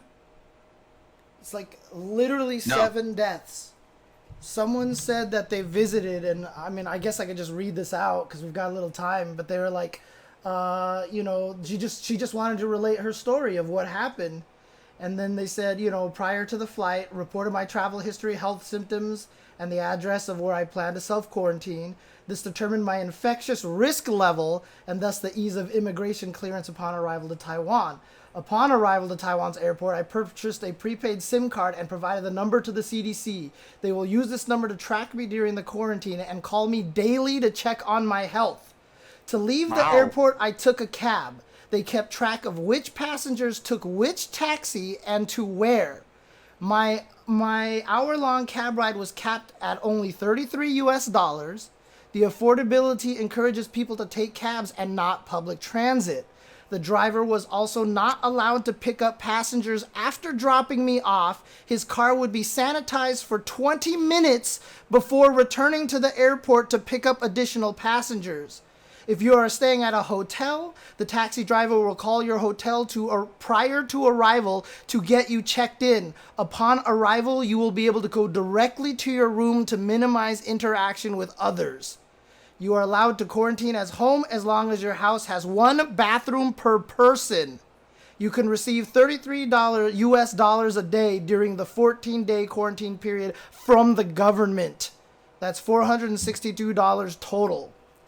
Taiwan is meticulous and considerate, and with the cooperation of the citizens in this independent culture, Taiwan's future is not nearly as concerning as America's. 7 deaths since COVID broke out. It's fantastic. Dude, that's amazing. I don't feel jealous. Like I said, I'm very happy for them. That is excellent and very heartwarming news. It's like finding out that everybody over there there's silicon-based life forms rather than carbon. Like, that's very interesting. I'd love to know how that works. It's just like a very different... Where I live, everybody's carbon-based. Like, it's just so not my experience at all that I can't even be jealous about it. But I'm very happy to hear that. That's really great. Yeah, they You don't have to be jealous. It's just, I feel so removed. I don't know. I'm living it, but like, it's just this whole thing has done very weird things to all of us, I'm sure. And for me, I have begun to feel removed, even though I'm living in the county that has the most cases in the U.S. right now, in Los Angeles County. And we're still absolutely taking it seriously. Let me tell you, we're not going outside. But I'm like, this is the life, and I don't know what to do about it. I think that's just how it is. I don't know. I'm getting into a weird mind space about it now. How did wearing a mask become a political thing? It drives me nuts. In fact, wow. I lied to people because I said I was going to stream on Monday and everything, and I didn't stream yesterday because, again, my sleep schedule's messed up. I'll be 100% honest. I'm just not waking up in time to start my stream at the time that I want to. But I plan to. I played halfway through Resident Evil 7, and since Resident Evil 8 is coming out, I kind of want to finish Resident Evil 7. And so I actually thought it would be kind of appropriate if I did, like, I might do that Thursday or Friday, potentially. Just do like a 12-hour stream where I just finish the rest of the game. Because I'm like halfway through it. It probably won't take that long. But I'm going to do it because it's Biohazard. I'm going to wear a mask the entire stream. Just going to wear a mask the entire stream. And, you know, I'm not going to die of hypoxia. I'm not going to have any trouble breathing. I'm just going to wear a mask the entire stream. And I'm going to talk with people and just show people that there's nothing wrong with this, dude. It's not even a problem. It's not even a problem. I don't know why anybody's even talking about, oh, carbon too. Oh, I'm going to be, you know, accidentally inhaling too much CO2. Oh, you're going to suffer from hypoxia. It's like, come on, dude. Mr. NepDev says that you work in West Hollywood and people still get offended when I tell them to back up away from the counter. Yeah, I live in Hollywood, and I notice people here are not wearing masks as much anymore. I went for a walk yesterday evening just by myself, and I wear the mask because I'm walking, just, I don't know, in case. Yeah. And I'm not trying to be near anybody else, but I see more often now, people are not even wearing a mask doing that. I walked by a coffee shop. Everybody's just, I don't know, 5 or 6 people just sitting at the coffee shop, chatting with each other right next to each other. Yep. Our county has the most cases in the country. And that's how it is. I've mentioned this before, but I would say my primary feeling as an adult about the way things are going in my life is that it's Ragnarok. And I know the outcome. It's already been written. And I kind of know, like, which gods live or die and whether I'm going to live or, you know, it's all preordained, but I still have to do the thing. I still have to play my part, and my part, as I conceive it, is to be somebody who's fighting to try to make things better. And I think you can tell how I think that's going to work out. But it's nevertheless my role to try to, I'm wearing a mask, and I'm trying to agitate to have better rules, and yada yada. I don't know if that's going to have any difference at all, but it's something that I have to do. That's my thought about the world. It's not very optimistic. Ugh. Yeah, honestly, All right. I don't understand it at all. I don't understand it. So It's pretty gnarly. cat. Yeah, I mean, it's technically against the rule. Well, it's against the law to not wear a mask in public spots, but What the hell is wrong with this thing? you know, whatever. There's a tiny bit of game news. It's kind of cool though. Have you heard of SRKade? I did. I saw, they tagged me in the tweet. I haven't looked into it yet, so I haven't actually retweeted it or anything like that because I don't know what it's all about yet. So I haven't looked into it. What's Okay, the, well, what's the situation? I looked at the video that they had, and it's online play for a bunch of old games including CVS 2, Alpha 3 Upper, Project Justice, Marvel 2, Puzzle Fighter, Power Stone, and quite a few others. That sounds cool. So check it out, SRKade. That is SRKADE. Yeah, I mean, it's crazy with what they've done with Smash, and with what people are doing with all these emulators and stuff like that. I feel Yeah. like, considering the fact that we had the golden age of, Ultimore in Street Fighter V, like at this point in time, I'd be okay if all devs just released their games with no netcode at all, and then we just relied on the people to give us the netcode. Correct. I would Yep. definitely trust that more than what's going on. So, Correct. because people are talking about Melee as just like they're saying it's great, and Super cool. they're even trying to make MVC3 playable online, and I know the Yeah. Samurai Showdown community has been using the Parsec stuff, and now they're trying to port it over to Tekken stuff as well. So, Mm-hmm. man, it's crazy. It's a great set of ideas. I'm happy about it. Yeah. All right. That's all I got. Yep. So it's been a weird week. I don't know. Do you want to talk about how your week's been? I mean, the only thing I'll add is that the new season of Tekken is out. The new Oh, yeah. hero has been added. A bunch of new cards are out there, and it's pretty cool so far. I'm happy with it because the last 3 seasons, because there were no patches or changes or anything like that, were very action card focused, and the new mechanic that they've added this time is very unit focused, and so we're kind of curbing that a little bit. I will say this though, I freaking hate green, and all the green apologists out there can honk a dongle. And everybody out there has been crying about purple, purple, purple all the time.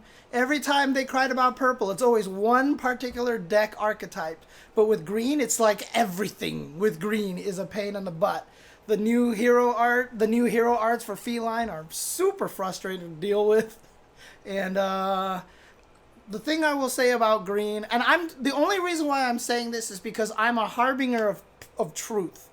Okay? There's been too much about this anti-purple stuff going on here when green has seriously been the problem this entire time. People need to wake up and see that green is the problem. Green might not be tier 1 every single time, but they are the Cable. They are the old Sagat of Teppen. If you cannot beat green, you cannot be a tier 1 deck. The only way you can be a tier 1 deck is if you can beat green, so... Wake up, sheeple!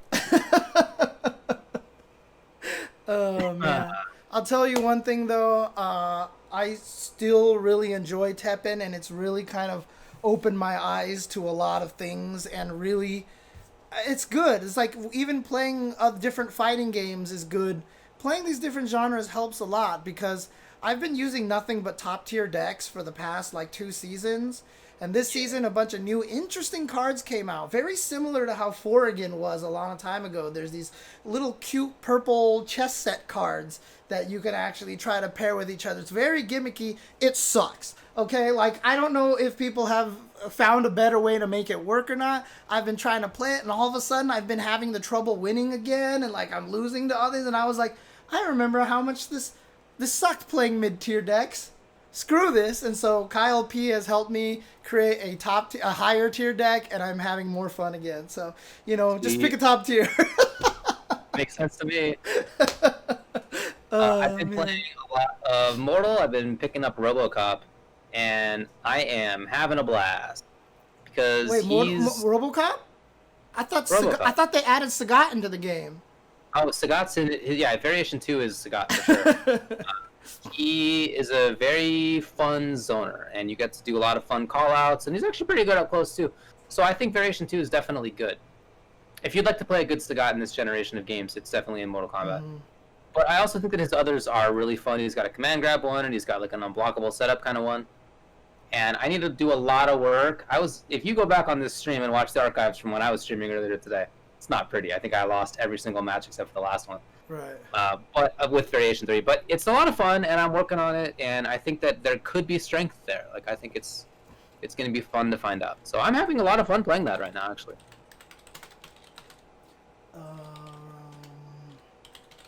Yeah, the rumors that Microsoft is looking to buy WB Games. Yeah, I was actually just looking that up. I was just looking that up. It was a report, and in the report that I read, I heard about it from somebody who works at NetherRealm Studios, and they were upset that in that report, NetherRealm was actually the fourth developer mentioned. It was like, whoever makes the Arkham games, it was like 3 other studios. And then it was, and also NetherRealm. They were like, what? How's Mortal Kombat not like the main one? Oh, dude, OG Geek is so right. If that happens, having an MK cross KI, having an MKI game, Mortal Kombat Killer Instinct, would be kind of ridiculous, actually. Could be cool. All right. Man. Sorry, anime lover, you're still on my shit list right now. But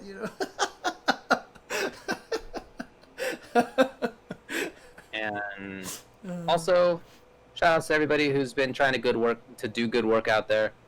Shout outs to everybody who's been trying to help the scene.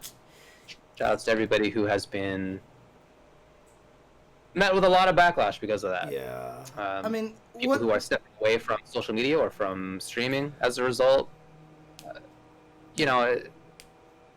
It's hard to say keep it up, but I hope that they keep it up. Yeah. You know what I mean? Like, if they step back and they don't want to do it anymore, I absolutely understand, because I know that they get a lot of crap. But I hope that they keep it up, because we need people to keep it up. Right. And just as another little message out there, in the course of all of this that's been happening, there have definitely been a couple of false accusations out there, and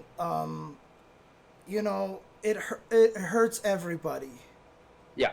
It hurts everybody, and especially the actual victims.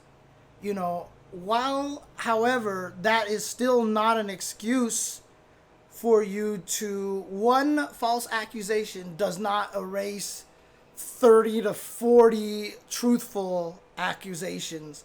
And that one false accusation is not an excuse for you to go and doubt everything that happens. When you tell a woman or whoever is a victim that you believe them, it's important to understand that it's not like I just blindly believe you and the other person is garbage right away. It's that you are saying that you understand the situation that they're coming from, and you're going to wait until, more is developed and more understanding. But the harm is if you discount everybody's story right away. That's the most damaging thing. And false accusations create that. And that's, like... It's tough. It's a tough thing. Like, don't do it. Don't do it. Please don't. Yeah. Please don't.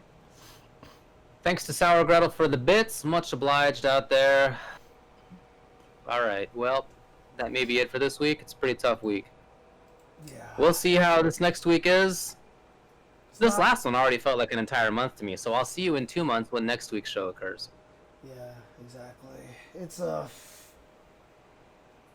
fun week. Fun week, and it's not gonna get any. It's not gonna calm down, I don't think. But again, do not see it as a bad thing. If anybody ever says to you, "Can't we just get back to normal?" That is not what we want, because the normal wasn't good. Let's move to something better, and we're on our way to doing that, I think. I hope so. All right, bud. All right. Thanks, guys, for watching. Take care and stay safe. Wear a mask. Black Lives Matter. And in the words of Rufus, be excellent to each other and party on, dudes. Oh, that Rufus. I was like, I don't know if he said that. Okay. I see where you're. All right. All right. Bird him.